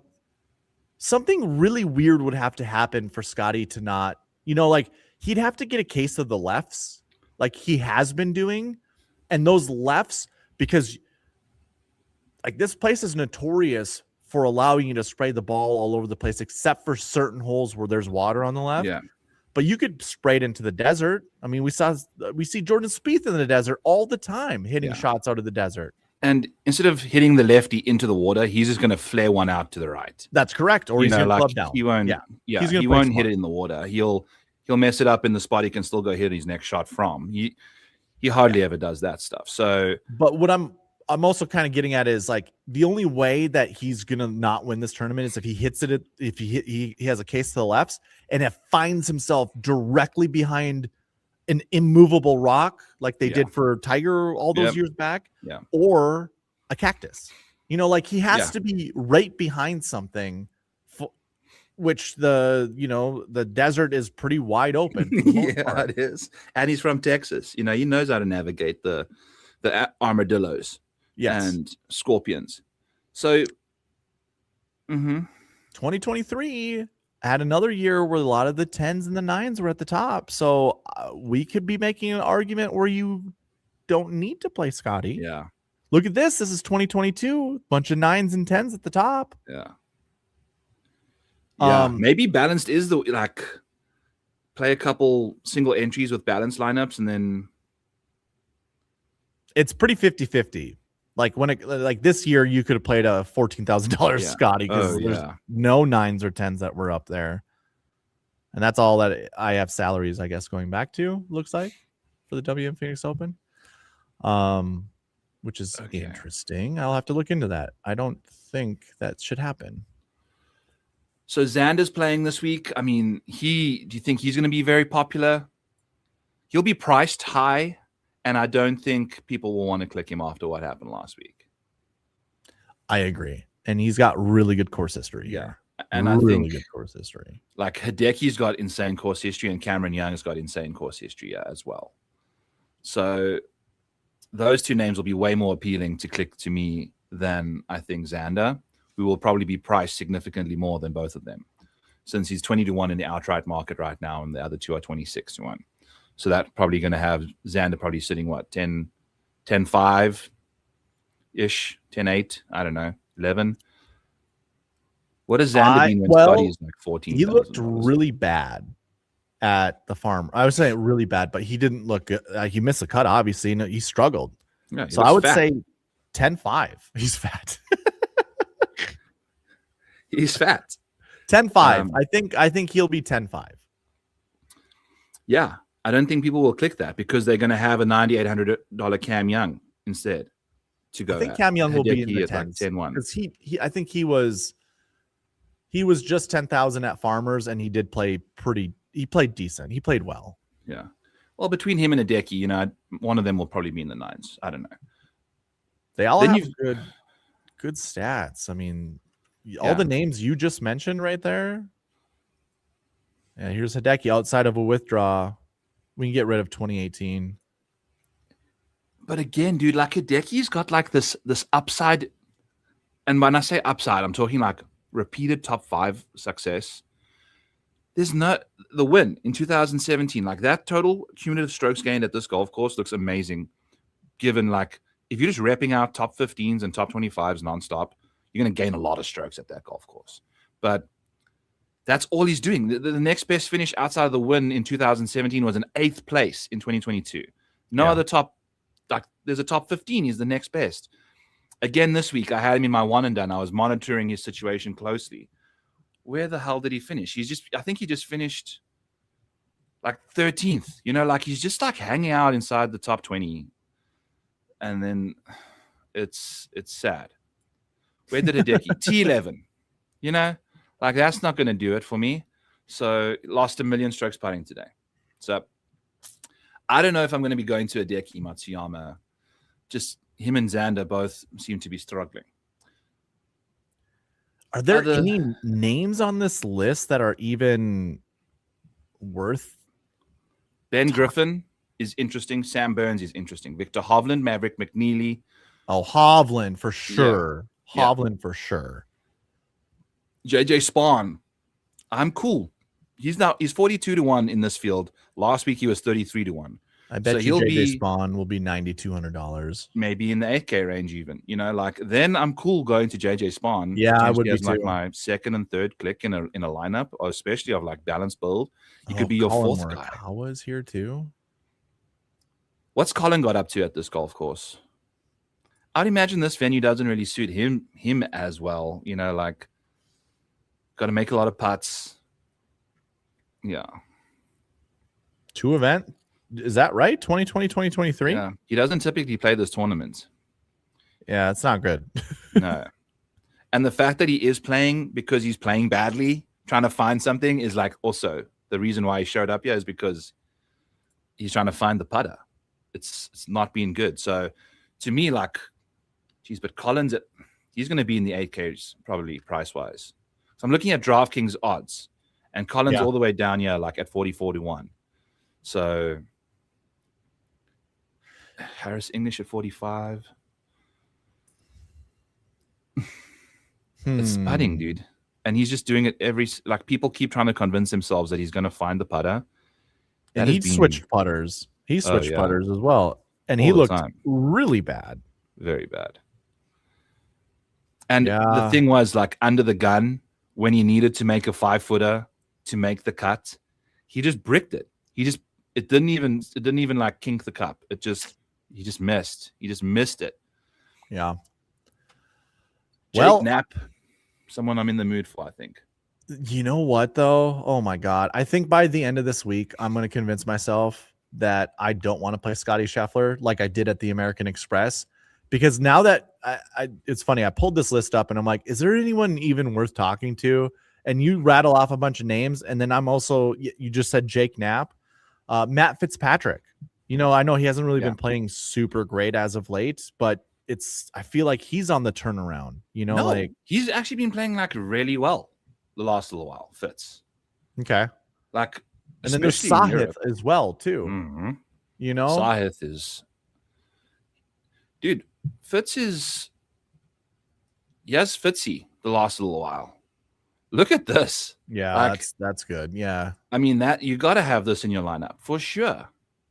Anywhere you're looking, it's like this to me, like compared to Hideki Matsuyama, there's way more top 5s here than Hideki. Like give me this guy all the time. I mean, this is looking really, really good. By next week, what I'll be more prepared. I mean, I was gone this weekend. I was gone the weekend before. I will have a next week tab on some of my on my tools that will actually show what next week's like tournament stats look like, what the strength of field will be, and we'll get a better look. At least I'll be able to show a better look on my end on what to expect. But yeah, I think I'm going to say I might be if Scotty Scheffler is less than $14,400 on DraftKings, I'm going to be way more enticed to play him. If he's over that, I swear to God, Byron, I think I'm just going straight 9s because of how good the field looks currently. Like I bet you could put a Fitzpatrick, Hideki Matsuyama, in another lineup and put Sahith at $8,700 in that lineup, yeah, Mav McNeely would be a great choice to put in there. Chris Goddard is in the field too, like, or Ben Griffin. Yeah. Okay. You know, yeah, the balance build looks really appetizing this week. It is looking super good. Yeah. Couple guys that thrive in easy scoring conditions. What's this golf course done scoring condition wise the last little while? We've had scores of, well into the teens. That's going to be a scoring average for the field of like over, under 1.5 strokes per round quite easily. So trying to have easy scoring conditions, very important this week. A couple of these Corn Ferry Tour names are going to show up because it's raw stats. So, but it's nice. It makes them pop out and gives them some relevance early in the season. You never know. Rasmus Nyegaard Peterson's paid off quite nicely for us. This is like a nice venue for Johnny Kiefer, I think. He's been struggling a little bit, on some tough courses at Farmers last week. Garrick Higo, nice bounce back situation. Berger. Dude, Neil Shipley. If you're looking for Scotty Scheffler lineups, he's a great guy to probably pop in there. He's been playing horrifically this year. Yeah, I can't. I looked at Shipley last week, and I'm like, no way, not even touching that guy. Ooh, Pearson Coody. Love Pearson Coody. What's Coody's odds right now? I mean, yeah. So the odds usually reflect he's 59-1. That's probably going to put him somewhere in the sevens. It'll be a 7K option for you. I actually think Pearson's gonna. I don't know, man. I think draft. Okay, actually, I agree with you now that I think about it. There's so many good golfers at this tournament because it's a signature event. That yes, it's not a signature event. I think it is. No, it's not. It's the waste management. It's just the waste management. Scotty's swear just to God, they made it a signature event. No, it's not. Okay, it's Pebble and Genesis. Rory's not playing. Okay. Neither's Tommy, all of these guys. They would be showing up for 6. Promise. It's late. It's late on a Sunday, Darbo. Okay, gotcha. I heard it on the radio, PGA Tour radio. So obviously they got it wrong on their Good. end. Yeah, blame them for sure. Well, no. I did listen to them. That's what they said. JJ Spahn shows up quite nicely. Ideally, if it's like medium scoring, I know it's kind of weird nitpicking there, but medium scoring is between half a stroke under par scoring average to 1.5 under par. But I think it's going to be easy scoring this week. I agree. It will be easy scoring for sure. So Adrian Dumont at Deschart, someone that you can kind of take a peek at. I think Pearson Coody is going to be quite a nice name, I think, to kind of good to see him making some good strides after the KFT, relegation. So one and done. 3 weeks in a row. Miscuts. All my guys missed the cut. Sony, I went with Colin because I just had a feeling that he was going to get out and he was going to start out hot. Lovely. Did the guys on PGA Radio tell you to go with Colin? No. American Express, I just threw away a guy, Vince Whaley. Like I knew I was not going to get that tournament correct, and I was not going to use Scotty Scheffler at that event. Like I just wasn't going to. Last week I went with Cantlay against looking at stats because stats would have told me not to play Cantlay. That was a speculative gut play. If it wasn't Cantlay, it was Xander. I won't lie. Just because I wanted to use those guys and I couldn't think of where I would use them anywhere else. So Xander to me is holster him for a major. I think that's the best place to play him is potentially like the US Open or something like that. Like I want to see him give me some good form coming in, have some people like you burn him early and waste that pick. It's like 17 of his last 18 majors are top 20s. And the one that wasn't was like a T28 at the PGA Championship at Quail. So in my opinion, at majors, he's going to be very low floor, like high floor, and then potentially could win the thing too. But I brought up one and done because you went over Pearson Coody. That's why I brought up one and done. And I was thinking to myself, at the Farmers, the only other golfer I would have wanted to pick is a bomber. I wanted to. It would have been another throwaway player for me. Yeah. And chances are it would have been Pearson Coody.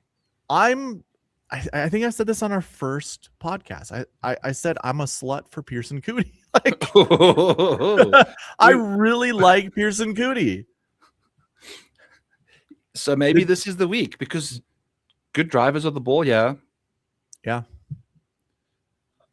Some names that the One and Done Tool likes in the Model Maniac Patreon, yeah.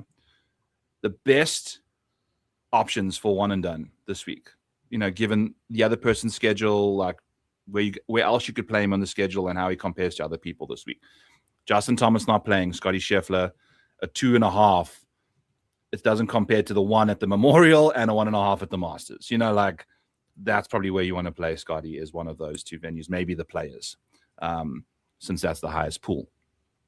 I think Xander makes sense here, like you mentioned, but we know what we know, right? This is just based off the last couple of years, not last week, that we saw Dietrich going to get skewed, John Rahm, Bubba Watson, Brooks, Sahith Theegala. Maybe this is a good week to play Sahith.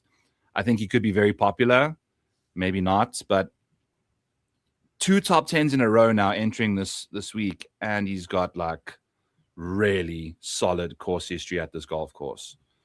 Where would you save Hovland for? Because I feel like this is a perfect golf course for Hovland. When I want to use a superstar like that, I need recent data points that are good, positive. Okay, so you wait. I'm waiting, especially right after a season, like as a season opener. Unless you played in Europe a little bit and he probably did and played fine, but I want to see what Victor, like this guy could have gone on a completely swing overhaul in the last 3 weeks. True. So, yep, true. Like, I need to see some stuff, and I feel like you want to be taking Victor at a signature event where the prize pool is the biggest. Like this seems like a great week for Sahith. So, and he's going to pop quite nicely given his recent form. I think I'm going to be going with Sahith this week. Okay. I am currently looking at Brooks because I wanted to see what he did at the Farmers heading into the Waste Management during his top in 2021, 2022. So this is really interesting so where would you save Brooks for? If you think Brooks is back to like kind of the caliber of golfer that he once was. Who said that? I didn't. I'm just saying if I'm sorry, I'm throwing the if out there as if you do. Then you're using him at a major. I wouldn't use him anywhere else because, again, like that's where he does he's got more major wins than PGA tournaments. And I think half of his PGA Tour event wins are at this golf course. So I think a lot of people could be using Brooks. But again, like the putter did not look good at all. Like at all, man. So I don't think I can go anywhere close to him this week. Okay. Well, I will say for the audience, if you did like Brooks, where he finished first and third in 2021, 2022, he had a missed cut at the Farmers. So you don't need to have good recent form with Brooks to show up at the WM Phoenix Open. It looks like. It's going to be a fascinating thing for him because the course history versus actual like solid form is really he's not playing that great. Like he just made the cut barely around a golf course that actually kind of suits his game style. What was his? Okay. We don't have to go any much further than this. I was just going to ask you, what was his strokes gain stats at the Farmers? Because I don't have that yet calculated. And we don't have to stick on it if you don't want to. No, I mean, dude, I'm happy to keep chatting around a little bit. We got more stuff to chat about still, so if you want to, we can. Okay. Stat wise, for Brooks, it was the putter. It was all the putter that let him down like badly. Will you share your screen? Yeah, once I get myself here.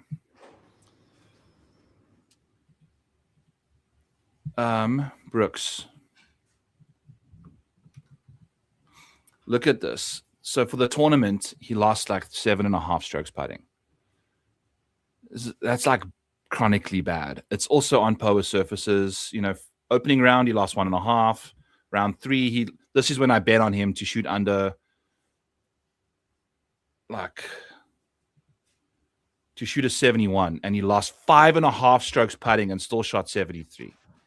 Yeah. Like, Well, I mean, I'm that is looking at so his bad. tee to green game, mostly his ball It's good. striking, and it looks good. Rank wise, he was second tee to green, man. That was for round 2 at least. For the Dude. tournament, he was 11th. I So, like this. Like, I can forgive someone on those POA greens to not putt that great. Like, yeah. I'm okay.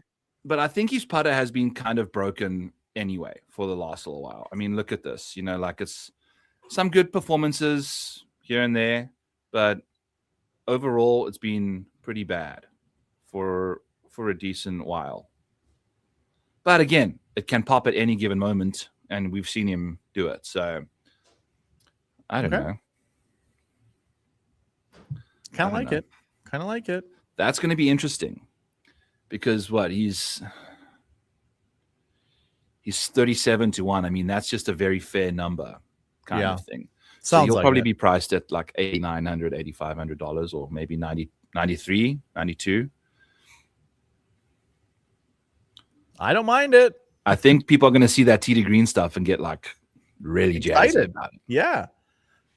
Like I said, he looked good. Like, I think when I watched, he had that nice fade that just was, it might have moved off, like it might have peeled away like 10 feet. It was just a straight piss missile that just landed to the right. And there were some times like he did find himself in a bunker one time that he had to pitch out, and then his next shot put him to like 5 feet, and he made the putt. And it was like, okay, he's back. Like, I wouldn't say he's back, like you should get super excited, but he's back to the he's the caliber of golfer that I anticipate him being. So if you think odds are fair, I think that's, and if he's gonna be in the 7K range or even in the 8K range, wow. Odds wise, he is 1, 2, 3, 4, 5, 6, 7, 8, 9, 10th in the odds. Yeah. That's like flirting, upper 8K range, 9K range. Yeah, like for sure. So okay, if he's a low 8K range, if I'm gonna build a Scotty Scheffler lineup, I could go from Scotty to Brooks, 10-8, and then whatever. And for those that are very confused, $14,000 golfer is a 10K golfer in my system. Yes, yeah. Some names that could be down in the 10Ks. I mean, in the 6Ks that we could look for some potential Scotty Scheffler options. JT Poston, maybe. Rasmus Højgaard will probably be there in the 7s. Billy Horschel fits. I mean, no, Billy Horschel will be a nice guy to have in a Scotty lineup, I think. Yes. Tony Finau has played okay around here. And I mean, again, we spoke about this with the new putter. Maybe things can change a little bit for him. Sure. Maybe they don't. Yeah. But you're not really going to be paying much, I don't think. Because I think he was in the $6,000 mark. Like for some showdown, I think Tony Finau was like $6,600 last week. Yeah, I'm okay with playing him. $6,600, dude. So look how nice this looks. This is what you get from me when I'm not out playing golf and stuff with the guys. This is round 3 showdown for everybody. That's awesome. And it obviously went a lot of work, dude. A lot of work. Cool stuff, huh? So it is. Yeah. All right, man. Okay, buddy. I think we're good. Fun stuff. Hit the like for both of us wherever you're watching. We really appreciate all of you guys. Yeah. I'll be having Fantasy Golf Degenerates coming out with DraftKings as our sponsor for the next 12 months. So that's going to be fun. And they'll be sponsoring my back 9 bets, which I'll be doing at 3 Eastern on Tuesdays in the afternoon now, because that's what we've got. We've got Pool League on Tuesday nights. So we've got to go out there and dominate the guys in Pool League. Darbo, what's going on in your life this week? Tuesday, I'll be live 8 p.m. Central Standard Time. I suppose I should say 9 p.m. Eastern for everybody else in the world that doesn't live in the Central Standard Zone, because It isn't really common for them to think of that way.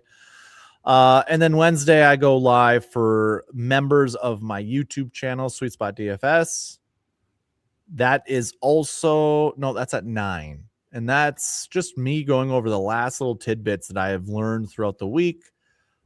For the American Express, I learned some good things. For the farmers, I didn't. Like the farmers, I think I just listened to a lot of people kind of down on Justin Rose. And that's kind of why I just was like, yeah, I agree. I agree for the same reasons you guys agree. And that was bad.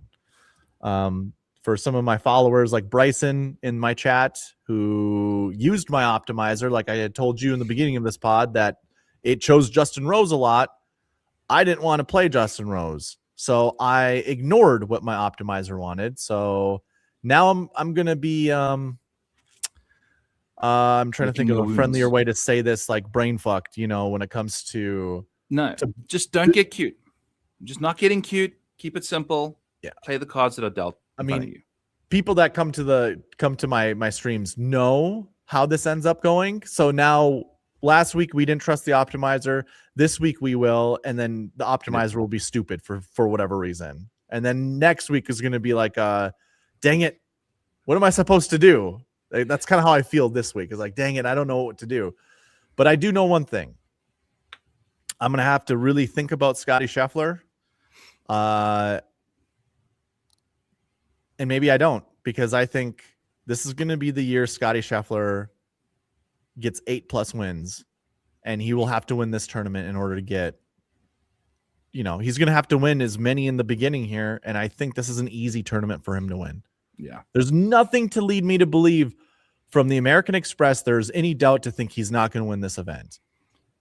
And this is the smallest this field's been. I think it's like 124 people, 127 people. Yeah, he's usually 132. Yeah. Yeah. So there's less people involved. So it's like, it's destined, and I think until he shows us that we can't trust him to win golf tournaments at the current price that he's at, I'm going to just keep rolling with him and just see what happens, man. Because the thing is, there's no like market for Scotty Scheffler in the betting world right now.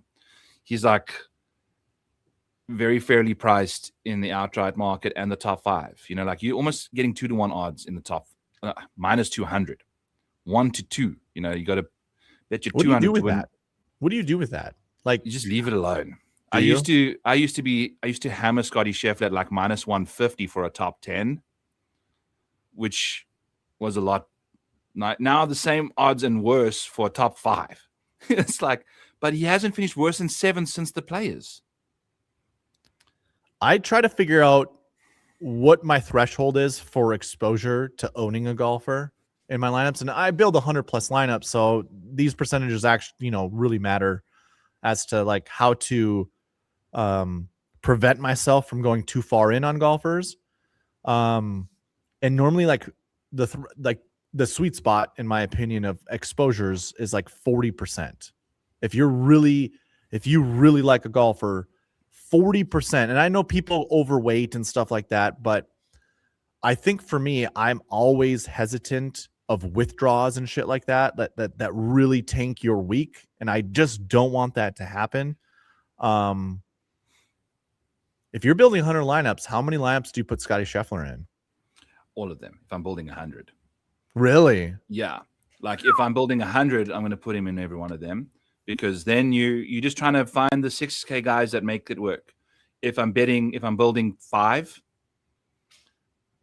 I don't know if I'm going the Scotty Scheffler route, because I don't trust myself to find the 3 6K guys in those 5 lineups that will make it work. I would rather go to the 9K range and like I told balanced. You this.